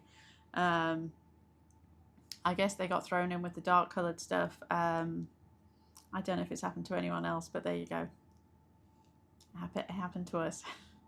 But that's kind of a occupational hazard for us, because it is, yeah. It's not the first time. We can never do our own laundry. Yeah, and it's not the first time we've taken stuff to laundry and they've ruined stuff. So there you go. It is what it is.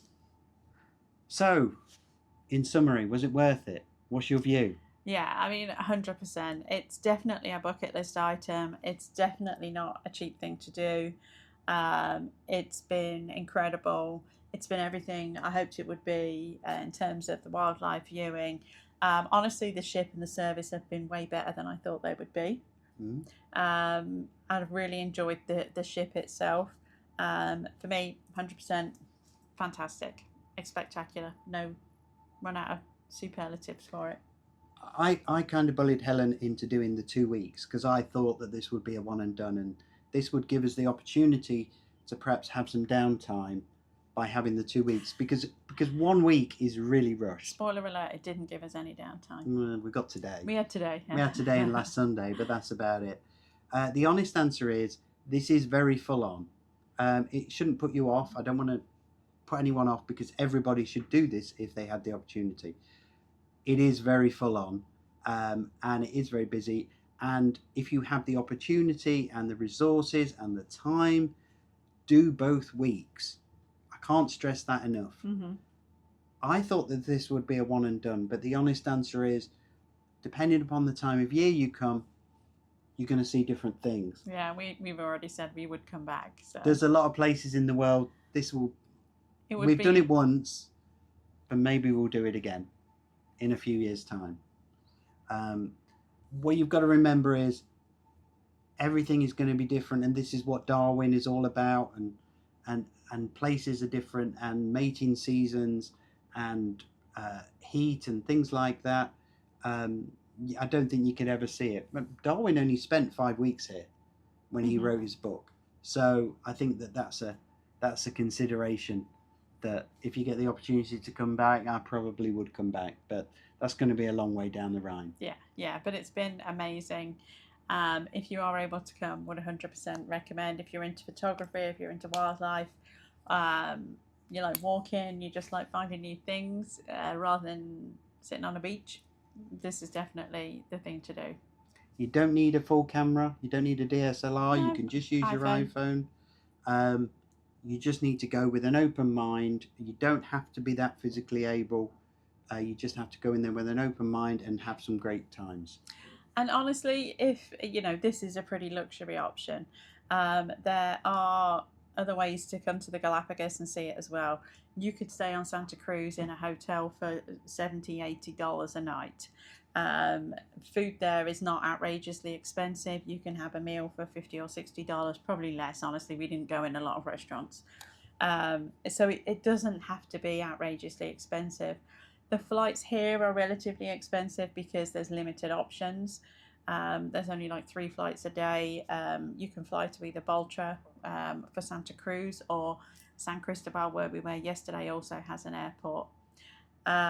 So you can absolutely do it for less money than we spent.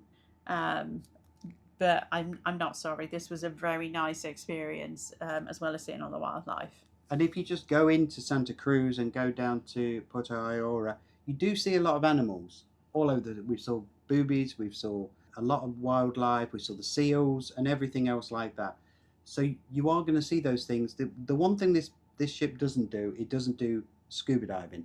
Mm-hmm. So if scuba diving is your thing, then this is not the boat for you.